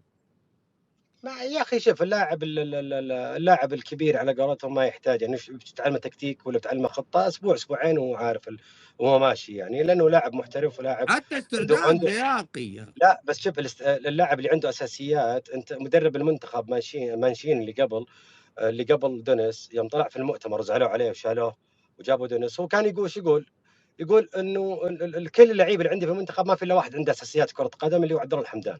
ممتاز. ممكن عشانه متاسس او رايح اكاديميه من الصغر ما ادري، لكن من قال عبد الله الحمدان هو اللاعب الوحيد اللي عنده اساسيات. فكي يوم زعلوا عليه الربع وجابوا دونيس. لكن انت بتجيب لاعب محترف عنده اساسيات جاهز، عارف اساسيات وعارف كل شيء، وانت بتدخله في منظومه برضو جاهزه. شوف النصر ما ينقصه. شوف، لكن انا ضد الفكره انه كل سنه بيدعمون النادي عشان يصير هو البطل. لا، لانه النصر العام هو في الدعم هو ترتيبه الخامس في الدعم، واقل اجانب ب9 اجانب فقط، 8 الكبار، 1 مواليد اللي هو انخلو، ومع ذلك حقق الدوري. فهي يعني ما ننظر له بهذا الشيء. انت تبي تحقق بتحقق ان شاء الله، لو ما عندك مبلغ الا مليون ريال. اذا عندك الرغبه، عندك. شفنا منتخب مصر، منتخب المغرب قدموا مستويات وما عندهم ذاك الدخل، ما له علاقه. لكن ملكة هي ما هي بالرغبه. هي اذا انا ما بعد اذنك يا ملكة، انا المقصد العام، اذا ما جبت احتياج يا اخوي ما عندي مشكله. ما في مشكله. ملكة هي ترى وانا اخوك، هي ترى الموسم هذا مشت معنا. شلون مشت معنا؟ ما جاتنا اصابات، ترى ما عندك دكه، ترى لو غاب عنك لاعبين راحت عليك. الناصر لا جتك لدرجه انك لعبتها محور سعد الناصر ولعبت شراري محور. وشفنا كيف انت عندك ثلث هجومي. لا بس انا ما ابي، انا بس ضد جمله انه كل سنه بيدعم نادي معين عشان يحقق. لا، النصر العام ترتيبه الخامس في الدعم وحقق مع ذلك. لكن عشان ما ابي انا الناس يقولون بكره النصر جاب العام عشانهم دعموه. لا، النصر ما دعم، النصر كان ترتيبه الخامس في الدعم. لكن انا عندي مشكله واشوف الناس فرحانين فيها ويتناقلونها وكل واحد مبسوط وفاتحين مساحات عليها، ولا واحد يعني طرح الاستفسار هذا اللي هو كريستيانو رونالدو 20% على ايش 20؟ هل هو دفع 20؟ خلينا نقول قيمة النصر ممتاز كنادي، خلينا نقول مثلا قيموه بمليار، معناته 20 200 مليون. هل هو دفع 200 مليون؟ او سعر اللاعب. انا اتكلم الان، هل هو دفع 200 مليون وخذ ال20؟ هل هو عطى 20 بناء انه ما في المالك رواتب؟ ما راح شوف ملكة ما راح يملك رونالدو كذا بالاسم، لازم يدفع. ما في شيء اسمه حلو. وين المبلغ هذا ال 200 مليون؟ طيب الان معناته عندك فلوس. ما شرى شيء رونالدو للحين يا لا مسلم. يكون عنده 20، يتملك 20. اترك قالوا الكلام يا رجال، اترك الكلام. ما في في القنوات كلها قالوا انه يملك 20 يا مسلم. ما لكن انا المقصد اذا كان انا المقصد لازم والله يا ملكع، بعد اذنكم على موضوع انه كريستيانو رونالدو يتملك النادي 20%، لو ان شاء الله ما دفع ولا ريال انا موافق على هذا الشيء. اولا تسويقيا، ثانيا شركه CR7. انا ما عندي مشكله، انا جايب لي رجل براند الملاك ما هم معطينا كذا على كيف. انا اقول لك لو مثلا بياخذ 20% بدون ما يدفع ريال، ترى 200 مليون تكاليف النادي في 6 شهور. حلو ممتاز. وين دي ما شفناها يعني ولا شيء، والراتب اللي تدفع ومحسوب عليه الاستقطابات بعد سعره. ما في شبابيه يا جماعه، ما في. لا، ما هو محاسوب عليك. لا، ما هو محاسوب عليك. ليه مو محسوب علي؟ لا مو محاسوب. لا، اللي يدفع رواتبه وزاره الرياضه، هو عقده مع وزاره الرياضه وارباحه ياخذها من وزاره الرياضه. ايوه احنا سمعنا الكلام هذا، بس العام وين؟ العام يقولون خذ نص الميزانيه. احنا ندري كلنا ندري، ولكن فيه نبغى نستقطب ما فيه. كريستيانو خذ نص الميزانيه. ما هو صحيح. لا ما له علاقه راتب كريستيانو في الميزانيه، ولا له علاقه حتى في لجنه الاستقطاب. الكلام هذا ما صار العام يا طويل العمر. كريستيانو رونالدو كان مشروع رياضي، كان مشروع وزاره الرياضه، خذوه بيعطونه اي نادي، ما كان متاح الا نادي النصر. طيب احنا ندري، ولكن هذا صار الكلام هذا انه كريستيانو خذ نص الميزانيه. صار من الاعلام. راعي الهلاك. راعي الهلاك. انت تصدق ذا الاعلام؟ بديت خشمك. انا ادري احنا نبي المسؤول، نبي الشفافيه. ما في شفافيه، لا لك ولا لغيرك. هذه المشكله. اختصرها لك، ترى ما في شفافيه. واعطيك اياها، ترى موضوع ان الصندوق له علاقه واعضاء الصندوق لهم علاقه في تعطي صفقات، ما لهم دخل. النصر لو بغى يسوي صفقه لازم يرجع للجنه الاستقطاب. لجنه الاستقطاب لازم ترجع رعاياتك ومصروفاتك وكم تدفع، وهل النادي قادر يدفع فلوس اللاعب ولا ما يقدر يستقطب. اوكي حلو. الضمانات معناته انا قاعد نتكلم انه في مبالغ، وبرضه التقييد المالي وش هو التقييد المالي الان على النصر؟ ليش التقييد المالي يقول لك انت عطني وش اعلاناتك، وش كم دخلك انت السنوي، وكم تصرف للنادي، وكم الباقي لك. 30 مليون خلاص عندك لاعب 30 مليون. عبد الرحمن غريب الحين اوراق عند الاستدامه. تسمح لي اتكلم داخل 10 ثواني بس؟ تسمحوا لي اتكلم 10 ثواني؟ 10 ثواني واحد. حتى لو ما سمحنا لك تكلم سولف يلا. سم يا ابو وس. 1 2 حبيبي اللي قاعد يتكلم عن ابراهيم المهيدب ترى صديق وزميل بالنسبه لي انا. هذا 1. 2 صديقك انت؟ اي نعم، واقولها بفهم المليان. وانا معلم قبل كم يوم في مساحه كناصر اتذاكر عن طريقي. هذا 1. 2 ترى الان خالد بن فهد وتركي بن سلمان متفقين الاثنين، هم الان بينهم نقاش. في واحد يقول انا بحط المهيدب، والثاني يقول لا انا ما ابي المهيدب، انا ابغى فلان. ما راح اذكر اسمه. خلني اتكلم يا مسلم. يا نيرون انت تقول اسماء والله وتالله ما جاك الا حسب عليها انت. اي والله انا اللي مسؤول عنه. جاسم معهم انت بيوم يا اخي مالك لزوم. قايل لك ابراهيم المهيدب نيرون اتوقع انهم يتفقون يا مسلم. نيرون انت متاكد من معلوماتك تركي بن سلمان وخالد بن فهد؟ اي نعم غير صحيح. خالد بن أنا صراحة خالد بن فهد وتركي بن سلمان خلاص بيشترون النادي الان. خالد بن فهد ما دخل بالموضوع. خلني اتكلم لا تقاطعني. الان يبغون من اللي يمسك النادي. في واحد قال المهيدب، الثاني قال لا. بس اقسم بالله الامير تركي بن سلمان ما راح يخالف الامير خالد بن فهد نهائيا. وهذه معلومه اعطيتك العلم. دقيقة الموضوع هذا ما راح يؤدي. أول شيء أنت تكلمت على لسان شخصيات ممكن أروح أنت بتسجني يا ولد. أنت فيك بلعني هذا. الشيء الثاني يا أخوي، هل الله أكبر يا العقدة هذه اللي بترد خالد بن فهد تركي من اللي بيمسك النادي؟ يعني متفقين على كل شيء الا هالمسك، امسك يجيبون ابو سعد يمسك النادي، يجيبون ابو خالد مشاري الشمري، باي احد يمسك النادي. الله اكبر، يعني صعبه واجد اللي يمسكون النادي. نيرون الله يرحمه والديك، تكفى لا تجيب لا اسماء تنكبنا يا نيلون. اسماء. يا اخي اسمعني يا بن بتال، انا بتفق عليك ويجيني عبد الرحمن يقول لا انا ابغى ملكع، ما مشكله، يلا يلا حلها الحين. ما لها علاقه يا ما لها علاقه الموضوع ده. معناته ما اتفقوا، لا تقول متفقين. الاتفاق يعني متفقين على انهم يملكون نادي النصر، لكن اختلفوا عن من يرأس. انا اقول ابن بتال ويجيني عبد الرحمن يقول لا اللي يملك يملكع. سويلم يعني انت تقصد سويلم ولا المهيدب؟ علمتك العلم وبس. سويلم ولا المهيدب مستحيل، كلهم متفقين. سالفة ابراهيم المهيدب، سالفة ابراهيم المهيدب تراه زميل وصديق، لا حد يلحق بكلام وانا موجود. ابو بتال يا اخي احنا معك، هذا كلام ما هو بوقته الحين، مستحيل انهم يتفقون. انا اعطيتك العلم يا ابو بتال، خلاص بديت ختمك انت صادق، ولكن الخلاف من اللي يراس بس. يا نيرون مبارك سم في 3 تكتلات، الخريجي ورونالدو واحد. يا سلام عليك. هذا الكلام تركي الامير تركي بن سلمان والمهيدب والسويلم، وفي الامير خالد بن فهد وحسام بن سعود. هذول 3 تكتلات. حسام بن سعود، نعم هذا اللي نعرفه.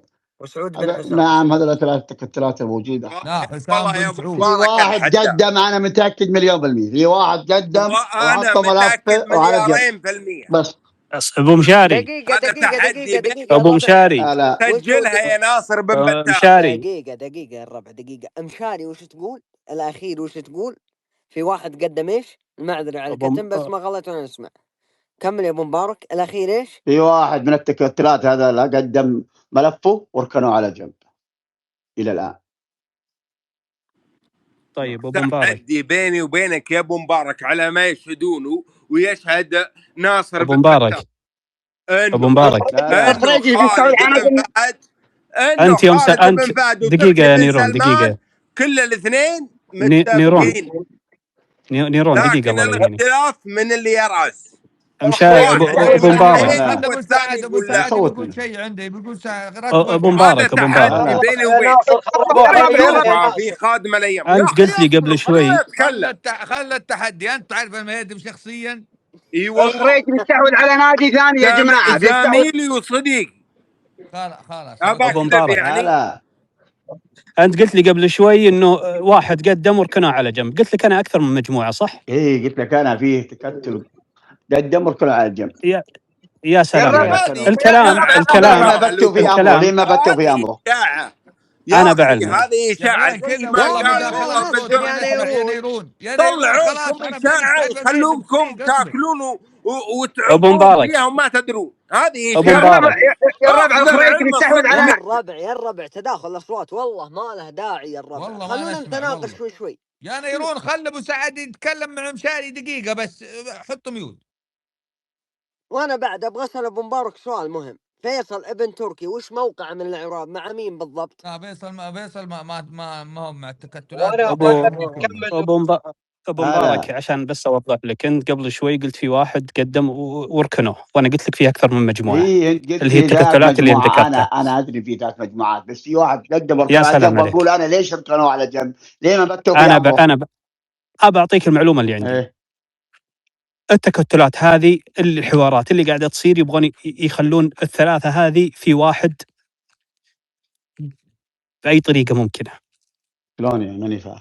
فهمت؟ يعني بدل ما هو المهيدب واللي معه وتركي وسويلم وكريستيانو يبغون يضمونهم مع بعض اكثر من تكتل. 3 تكتلات يبغونها تكتل واحد. وليه؟ عشان تكون اقوى. لانك انت مثلا لو قبلت تكتل خالد بن فهد راح تخسر الاشخاص الثانيين، لو قبلت كريستيانو راح تخسر الداعمين الثانيين. لكن وش الافضل كل التكتلات هذه تدخل في تكتل واحد. طيب ما دامك تبيهم تكتل، ليش ما سمعت معهم على طاوله واحده وقلت يصيروا بتكتل واحد؟ فيه اختلافات وهذا شيء طبيعي. كل يبغى ما دام نسبة في أعلى. اختلافات يجي لابد متكتل واحد يجي يبي يشتري النصر. لابد اذا ما انت قادر على جمعهم لابد يتكتل بيشتري النصر. ترى على فكره ابو مبارك جايك يشتري 70% فقط من النصر، 70% فقط. ابو مبارك اعطيك الزبده. خلي الدون يخلص اجازته ويرجع وتزين الامور. يا الربع الخريجي بيستوعب انا هذا السؤال اللي انا كنت بساله قبل شوي. تفرون ان رونالدو خليني اكمل مداخله ودي انزل تكفى. ايش لا ترى انت يوم تتكلم عن رونالدو ما تتكلم عن واحد عادي او اللي فكرت فيه صراحه والله. انت تتكلم عن رجل يملك شركات، يملك علاقات عامه في كل مكان في العالم. سم وبعطيك دقيقه املك.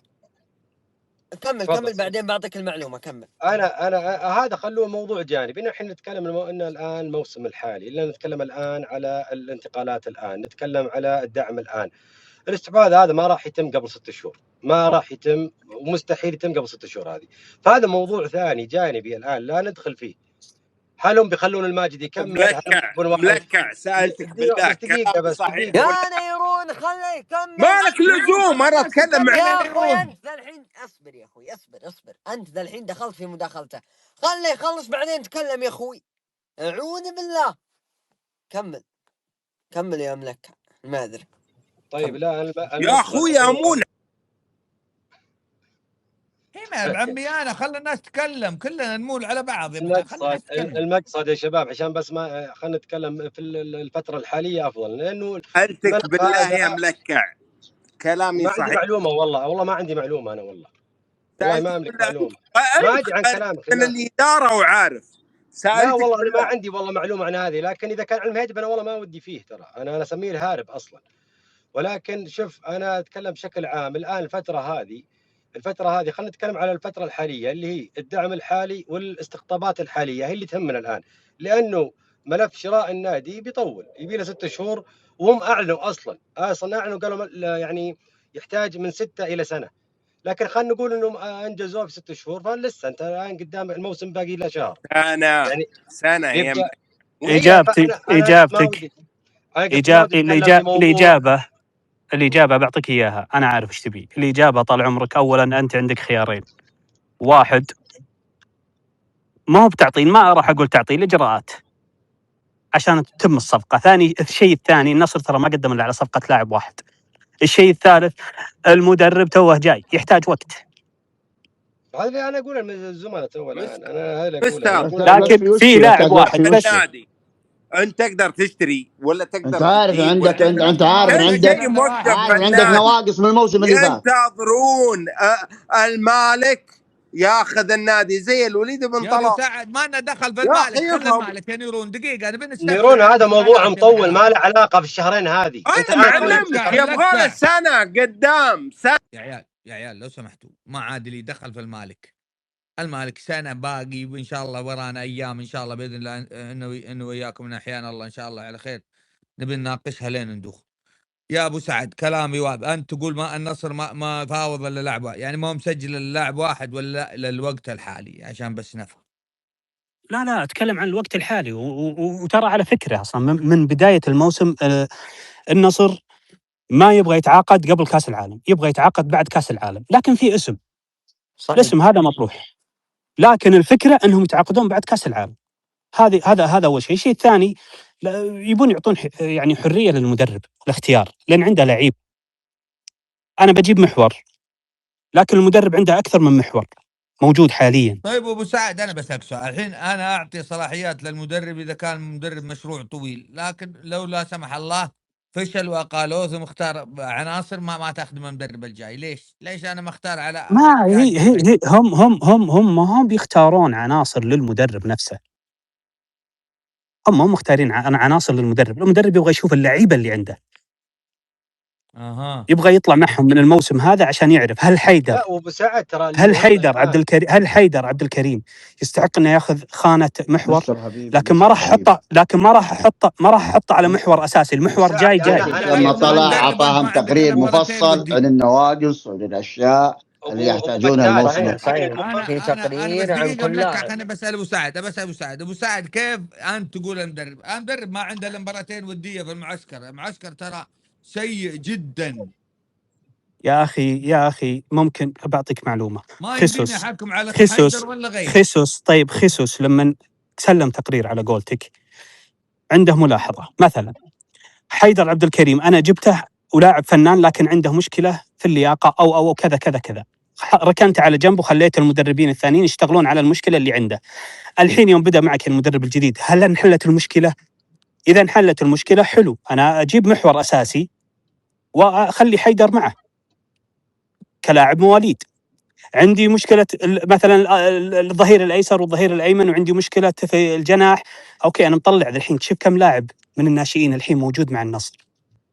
النصر لازم محورين كبار، ما هم وليد، لازم محورين كبار. انا اذا انا اللي اتمنى من الاعلاميين او من الناس الضغط الان انه يا اخوان يا الاتحاد السعودي، انا اعرفك استقلتوا لكن تقدر تجلس وتخلص هذا الموضوع الان. الموسم الجاي انا عشان كبرتغالي كالفنيين البرتغاليين عشان انا عارف وش اسوي وش، لان انا ما ادري ممكن الخبر هذا سربوه نادي واحد، انا في نادي قاعد اشوف يضيف سعوديين. فانت تعال علمني اليوم، هل انت بتحط 8 اجانب داخل الملعب واثنين مواليد احتياط؟ هل المواليد بيكون لا برا الاحتياط؟ هل بتحط 10 اجانب والمواليد اثنين واثنين هذولا برا القائمه او داخل القائمه؟ هل انت بتقلل الثمانيه بيصيرون 6 واثنين مواليد؟ في كلام انه بيتغير هذا الموسم والكل داري بيتغير، لكن هل زياده او نقصان؟ النصر ما هم مستعجل على سالفه الاجانب، لان الاجانب اول شيء شوف الاجانب ما عندي مشكله اجيبه. ابو سعد لازم الاخوان يعرفون. انا ممكن اخوي ملكع علشان كذا لازم اتاخر انا الين يعرفون وش السالفه. هذا اللي قاعد يصير. اخوي ملكع في نادي قاعد يضبط سعوديين، هل عنده خبر؟ ما ادري، قاعد يضبط سعوديين. هذا اللي قاعد يصير، كل ما تاخرت كل ما صار حبيبي لحظه، انت الاتحاد السعودي راح يستقيل باغسطس، دوريك يبدا باغسطس، ماني فاضي انتظر اغسطس. انا لازم اخلص الحين، اسبوع بالكثير واخلص اغلب اللاعبين. اغسطس يبي يسلم حبيبه كاس المسحل اللي راح يستاني باغسطس، واغسطس يبدا الدوري. ما راح يفاوض النصر مع لعيبه ثانيين الا بعد نهايه كاس العالم، هذه معلومه. ما كاس العالم بينتهي ب 19/7. لاعبين جو فيليكس الدوري الواحد بيبدا ب 21/8 بالضبط. لان اللاعب الاجنبي هم في نظرتهم انه ما يحتاج اصلا وقت انه ينسجم مع الفريق، اذا صار لاعب كبير خلاص اسبوعين تكفي. اخوي مستر اصب عليك بالخير.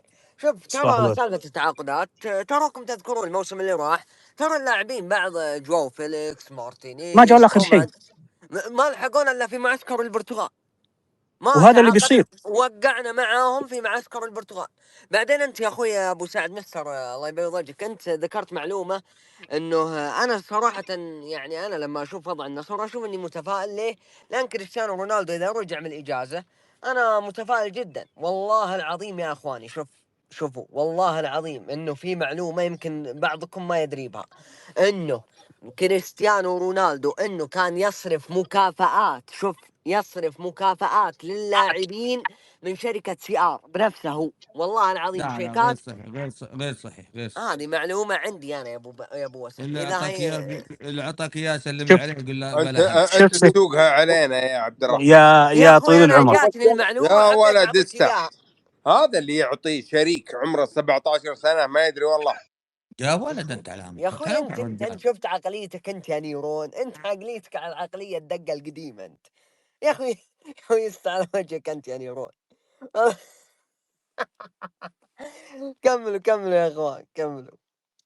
هلا رجال يا نيرون. انا شوف سالفه انه يجيك لاعب اجنبي يصرف مكافآت او من شركته، هذه انساها. الاجنبي مستحيل يطلع ريال، لا كريستيانو ولا غيره. حكم ال20% اللي عنده في النادي. لكن في حاله واحده، اذا استحوذ على النادي انت مستفيد 100% من اي تكتل ثاني. اول شيء اسمه براند، ثاني شيء شركه CR7 العلاقات العامه حقتها من اكبر شركات في العالم. ثالث شيء انت بتوفر على نفسك اصلا، مثل ما قلت لك علاقات عامه بتوفرها على نفسك لانه موجوده عندك جاهزه. رابع شيء المستثمرين اللي بيخشون معه، لا تنسى انه في ناس محبين، ولا تنسى ان في ناس اساسا يعني يبغى يتقرب منه حتى لو كان بينه وبينه بزنس. يا اخي حتى في شراكات معه في شركات ثانيه، عادي انه يقدم على اخوياه الشركات الثانيه ويدخلون معه في نفس التكتل يعني باسهم يعني. مو بشرط انهم يربحون، لكن مجامله للاعب. ترى انت تتكلم عن كريستيان، تتكلم عن كم، تقريبا مليار يتابعه، مليار محب وعاشق. لو طرح طبعا هو كشركه، لو طرح في سوق الاسهم، طيب وحنا نعرف ان سوق الاسهم الان مفتوح للاجانب، لو طرح نادي النصر ويملكه كريستيانو رونالدو في سوق الاسهم وسوى اعلان براند مثلا انه شركه نادي النصر راح تنزل في السوق، انت متخيل كم الاكتتابات اللي راح تجي؟ انت متخيل الجاب اللي بيصير بينه وبين الانديه الثانيه مجرد بس اسم كريستيانو انه موجود، حتى لو انه ما عمل، مع اني متاكد انه راح يعمل في النادي، راح يسوي فيه شيء ما حد سواه قبل ولا الانديه الثانيه تقدر تسويه. وانا اقول يا ابو سعد ما راح يخلون رونالدو دار يستحوذ. النصر يا ابو سعد، دار النصر الحالة دي تكفيك. شلون؟ قل دار النصر الحالة تكفيك، هذه الشغل اللي سواه فيه ابو بتال انا ما استبعد ابو بتال يستحوذ عليه، لان شوف الخريجي في المريا هو مستحوذ بعد معه، الخريجي على فكره بيستحوذ على نادي خلوا رونالدو يستحوذ على النصر، خذها مني. ليش انت مستبعد ابو بتال؟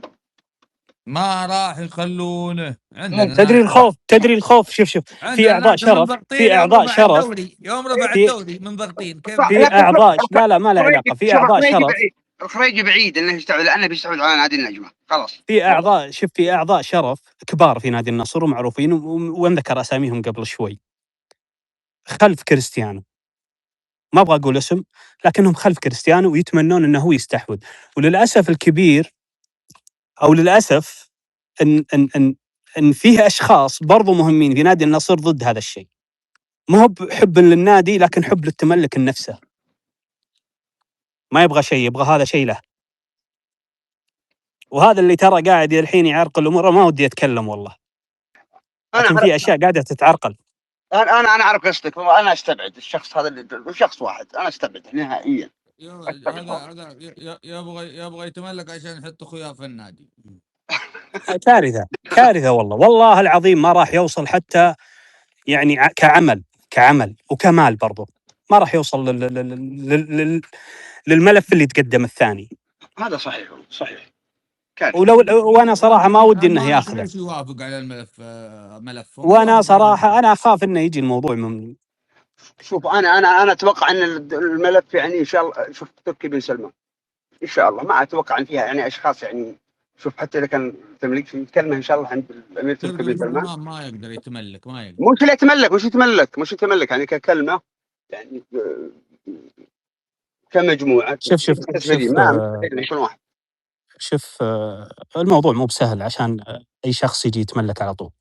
صحيح ما هو بسهل، مو باي شخص اقدر اقول هذا يقدر ياخذه بالراحه، سواء فلان ولا فلان مع حفظ الالقاب، كمجموعات شركات استثماريه اكيد ما حد يقدر ياخذه بالسهوله. في امور ثانيه 100% ما حد يقدر. لا ما في ملف يقدر على طول يشوفونه ويعطونه اياه. في تنافس، نعم في تنافس قوي مره، ولا تنسى الصندوق اساسا، صندوق الاستثمارات، وفي ملف راح يطلع مع الباب على طول. ترى في شخصين بيطلعون مع الباب على طول، مع الباب على طول، بيبقى ملفين بس اللي ما منه فايده ودك مع الباب. هنا السؤال انا بس واتمنى انه يمسك الباب. بس اللي سؤال انا، تذكرون يوم رونالدو يبتعد 4 مباريات عن النصر صح؟ صحيح. اكيد كانت في اتفاقات بين رونالدو وبين الاشخاص اللي يتكلم معهم رونالدو عشان يرجع، ولا انا غلطان؟ يوم مبارك يوم ما كان يلعب يعني يوم كان رافض شلون؟ ما كان توقف علشان اعترف على حاجه. نفذ الطلب. اكيد هو الطلب اللي نفذ. ابو مبارك الطلب كان حق لنادي النصر، صلاحيات كامله. هو كان حق لنادي النصر اللي هو ونفذ الطلب. وش هو الطلب؟ طلب ما يعني ما اقدر. طيب ما شفنا اي شيء تغير. لا فلوس النادي، وين فلوس؟ وين ما شفنا شيء. لا جات، هذا عندنا متواجدين بالميزانيه وين؟ لا جات. ابو مبارك تبي يعطيك من ضمن الطلب اعطاء سيماو وسميدو صلاحيات كامله. ما يقدر ياخذها صلاحيات كامله، او اعطاهم رجعنا من الصلاحيات. ما يقدر. ما شوف شغل سيماو وسميدو تنفيذي واداري. عندي احتياجات اللاعب انا ابغاه وتفاوضت مع المدرب، خلاص اقدمها انا على اللجنه. يا توافق تشوف ترجع للاموال اللي عندي، هل انا اقدر اسدد ذا ولا ما اقدر اسدد. اذا شافوا ان الاموال تقدر تغطي هذا اللاعب قالوا لك خذه، لكن ما يقدر يروح يوقع يتعاقد مع لاعب كذا من راسه، ما يقدر. يا جماعه الجانب انا اقول له تجاري بعيد عن الفني متفقين. شوف الخلاف اللي كان في نادي النصر، الخلاف اللي كان في نادي النصر يوم يقولون وقفوا صلاحيات ما وقفوا صلاحيات، ان الاسماء المطلوبه اللاعبين كانت تطلع دايركت من الاداره الكره، اداره تنفيذيه، واداره تنفيذيه توجهها للجنه الاستقطاب. الخلاف انه ما هي اللجنه هذه اللي توصلهم، ما توصل سيماو وسيميدو، توصل للثانيين اللي في الشركه. فهمت؟ اللي في الشركه ما يوافقون على اللاعب، فهذا اللي سبب غضب. لا ما هو انا جايبهم عشان هم يستلمون، يشوفون احتياجات النادي وهم يوافقون عليها، اذا وافقوا عليها ترفع للجنه. فاعطيت هذه الصلاحيات انه هو يوافق عليها ويرفع للجنه. الاسم اللاعب اللي يطلع من سيماو وسيميدو هو اللي يروح. يرجعون للاموال، هل النصر عنده مبلغ اللي يقدر يسجل فيه اللاعب؟ كم عندك؟ كم دخلك 300 مليون؟ كم مصاريفك 250 مليون؟ عندك فايض كم 50 مليون؟ اللاعب كم قيمته 20 مليون؟ ليش يصير عندنا عجز بالميزانيه؟ ما عندك عجز بالميزانيه يا ابن الحلال، الحين ما هم قاعدين يتفاوضون، انت قاعد تقرا بالرياضيه بشويه قاعدين دافعين نص رواتب، حتى رواتب ما كملوها. انت قبل شوي تقول يدفعون فيها الرواتب، حتى رواتب ما دفعوها فيها. والله انا مع احترامي للخبر اللي طلع انا ما مصدقه. هذه مصيبه، ما ادري نصدق كم ولا نصدق غير كم ولا انا، هذه مصيبه النصر. اليوم عرفناه ما حد يقول لك الصحيح. والله او ترى شوف بالتالي يحب يكبر الامور، يحب يكبر الامور. الكلام اللي يقوله يقصد فيه انها لازم تروح للجنه ولازم يراجعون الارقام ولازم بس هو يقصد انه في نادي ثاني لا ما ترجع للجنه، يطق ويمشي. لكن النصر لازم يرجع للجنه. طيب من وجهة نظرك احد عنده الشيء عشان بنروح نصلي. اختصار الكلام، في تعاقدات اخوي مستر؟ ان شاء الله اي في تعاقدات، ايش رايك؟ لكن هذه بتكون اخر شيء. ايوه هذا قلنا لكم اول شيء بيخلصون الجار وحقين الغربيه، بعدين يجي الدور علينا. شكرا لك ابو وسام. ما لها دخل بعد هذه يا اخوي تبي تفهمها فهم منظوري، هذا منظوري انا، الله خلقني كذا، منظوري كذا. طيب ابو مبارك عندك شيء؟ انا اقول اخر مره اذكر ان خلصنا قبل الهلال بالتعاقدات، كانت ايام خالد بن فهد، بعدها والهلال سابقنا بالتعاقدات، لما يخلص الهلال احنا نجي بعده، وهذه هي المشكله والمصيبه. تدري ايش المشكله ابو مبارك؟ الملف انحط على المكتب بالدور. عاد شوف متى يجي دورك. شوف متى تنحل هالمشاكل هذه ونصير نادي زي بقيه الانديه. انا عارف اللي طالع واللي خارج واللي لنا واللي علينا، انا عارف وش صفقاتنا، انا عارف قبل لا يبدا الموسم وش نبي من صفقات ومنو اللي بيجينا وكم ميزانيتنا. ونجلس مثل هذول ما هم جالسين بس عندهم مشكله انزاجي ما نبيه فقط، نبي نصير مثلهم. طيب ابو مبارك قال الله يجيب الدون، هم يخافون من الصوت الخارجي، قال الله يجيب الدون بس. يا رب.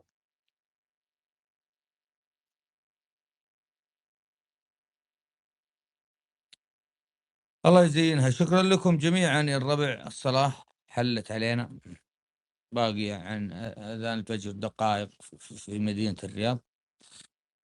الله يوفقكم وتقبل منا ومنكم، والله يوفق النصر. هلا ابو مبارك. تدري وش مصيبتنا حنا؟ إننا بجنب الهلال، لو حنا بحايل وقصيم والله إن أمورنا أحلى شيء، أقسم بالله.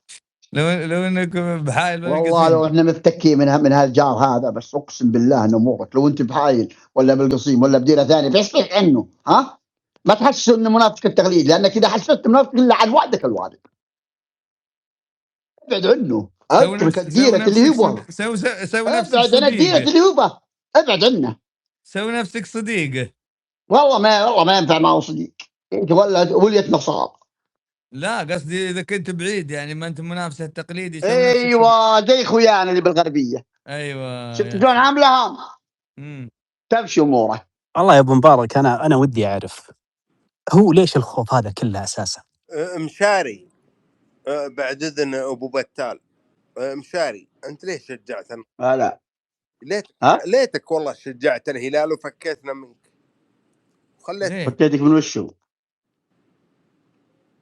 نيرون انت ما تجيبها على اخر مساحه يعني ودك لا يا مسلم، لا يا مسلم، والله نيتي طيبه، والله ما هي ما سمعته انا وش قال. انا اقول يا مشاري ليتك شجعت الهلال ما شجعت النصر. انا اقولها نيه طيبه. ليه طيب اشجع الهلال؟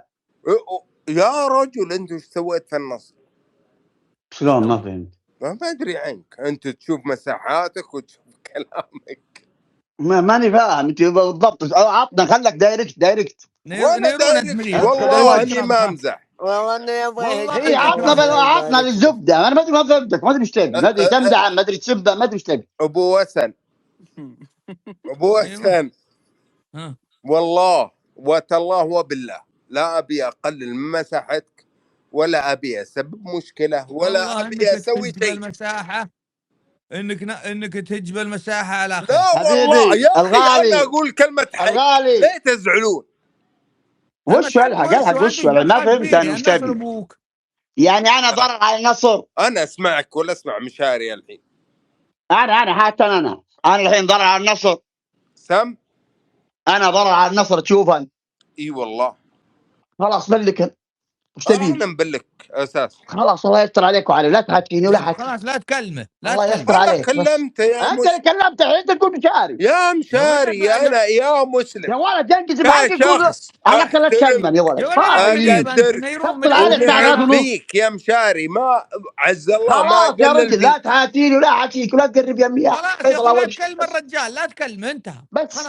يا قفل الموضوع. ابن بتال قفل الموضوع يا مسلم. اسمعني يا مسلم. وخلي الرجال بطريق. لا ما يسامعك، ما يسامعك. انا ايوه هكذا ناوي تهجبها انت يعني تدور مشكله.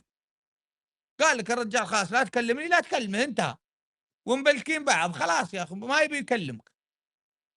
حر يا اخي. انا اذا طلعت مساحه قلت ما ابغى اكلم فلان ما ابغى اكلمه انتهى، ما يبي القوه. ومبلكه وتقول رايك فيه بعد وش تبي؟ خلاص مبلكه الله يستر عليه. وش تبي؟ حتى لو مبلكه لا تكلمه ولا تعرضه مره. انتهينا. لا حول ولا قوه الا بالله. والله يا بعض الناس انه يجي عشان يهج بالمساحه بس، واذا ما اعطيناه قام يتشرى. ما نعطيك طمراتك هذه اللي ما لها سنه وانت تشوف انها صح. ترى ما هي بصح، خطا.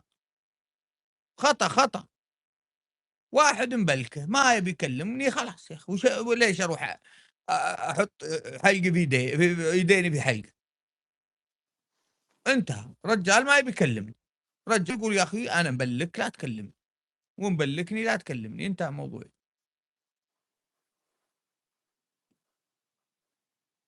نروح نصلي يا عبد الرحمن. ايه خلينا نروح نصلي. واقول لاخوي نيرون خليك تنويري. ابو بتال انت وابو مبارك الموجودين، اذا تبون تعرفون كيف الامور تدار ارجع لموضوع المشاهده. ايه المشاهدات هذه بحد ذاتها كارثه.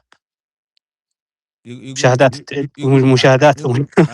هذه كارثه. هذه كارثه. مصايب واجد. اي اقول لك هذه وحده ما تترقع. هذه عينك وانت تشوف المشاهدات شمال الشرق الاوسط وشمال افريقيا يقول لك الهلال هو الافضل قدام عينك وانت تشوف يسوونها ولا عليهم منك. هذه الكارثه. اي احنا بلينا ما تقدر تقول شيء، ما تقدر تفهم. لكن ما انت قوي مثل هذولاك. لو عندك رجل قوي لا ترى ما له دخل بالقوه. انت اذا كنت انت في منصب وتحب الفريق هذا بتميل معه. احنا بولينا بمشجعين يعني فوق 100 قناه اشترت النقل. اشترت فوق 100 قناه اشترت النقل عشان تنقل مباريات النصر وعشان الدون. لا نكذب على بعض، تروح ترميها كلها.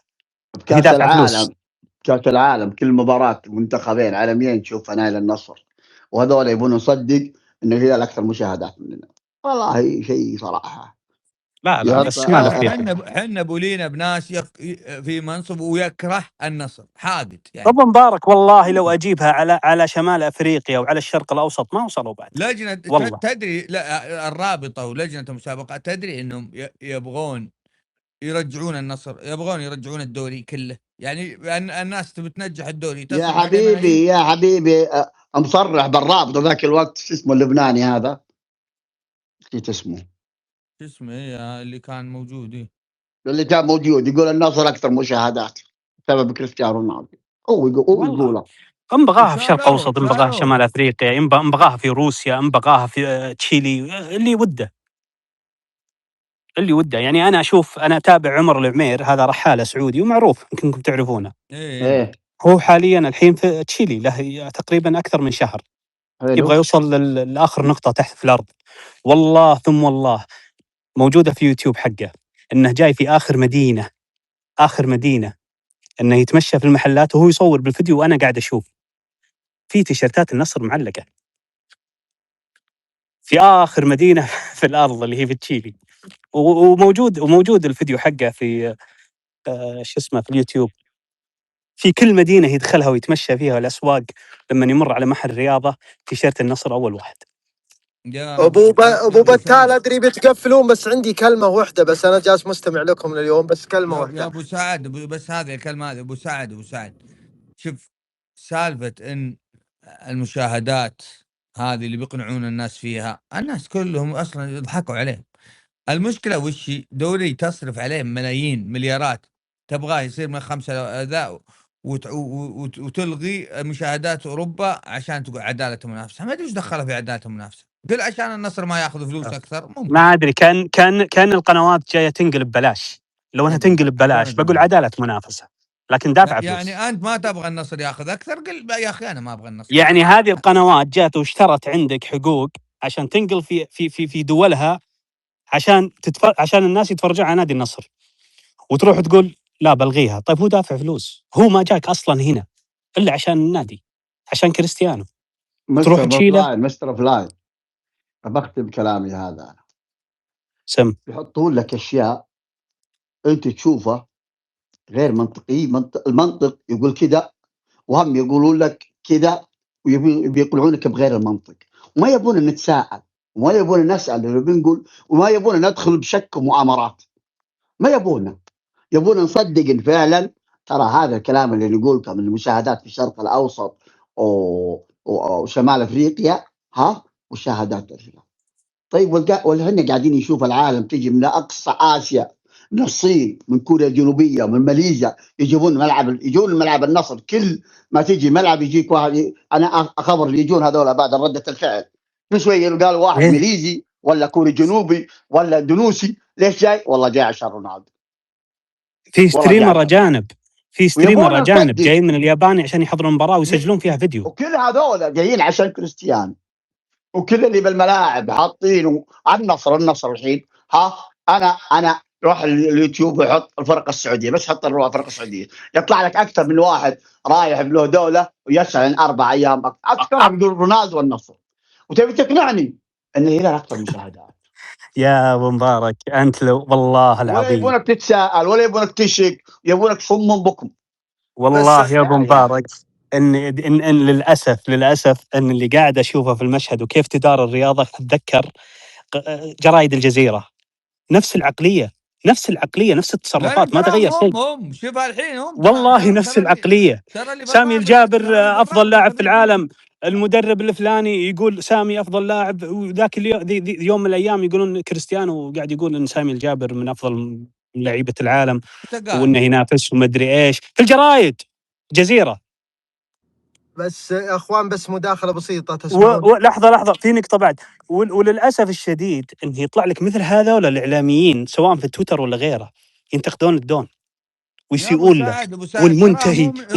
يا رجل انت عارف هذا من؟ انت عارف وش حقق؟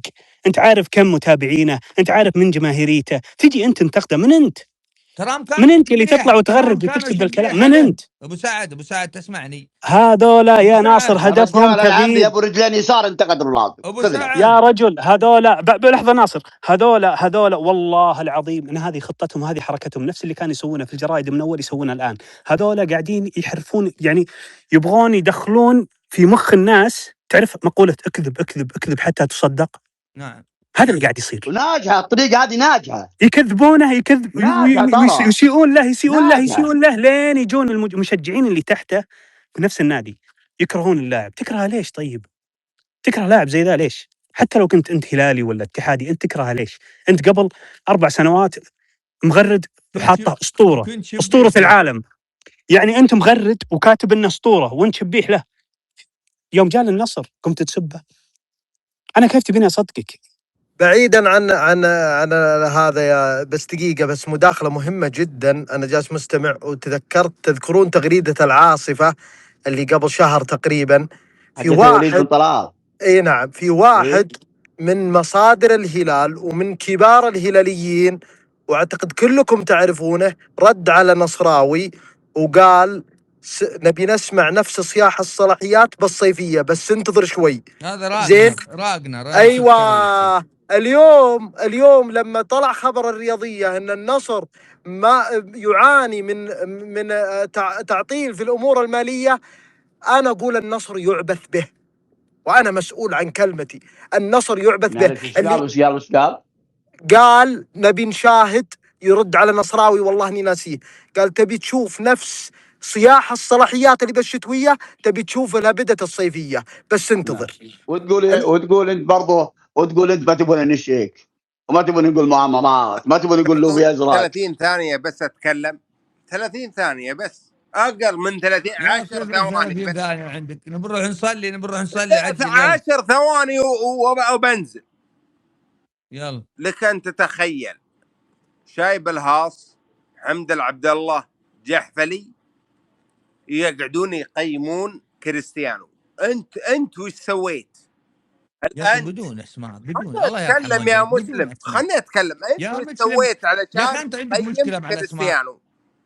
بس انت سويت اللي سواه كريستيانو ولا لا؟ بس لا دقيقة النيرون، ما يهمنا الكلام ده. أنا الحين أنت يوم تذكر أسمائهم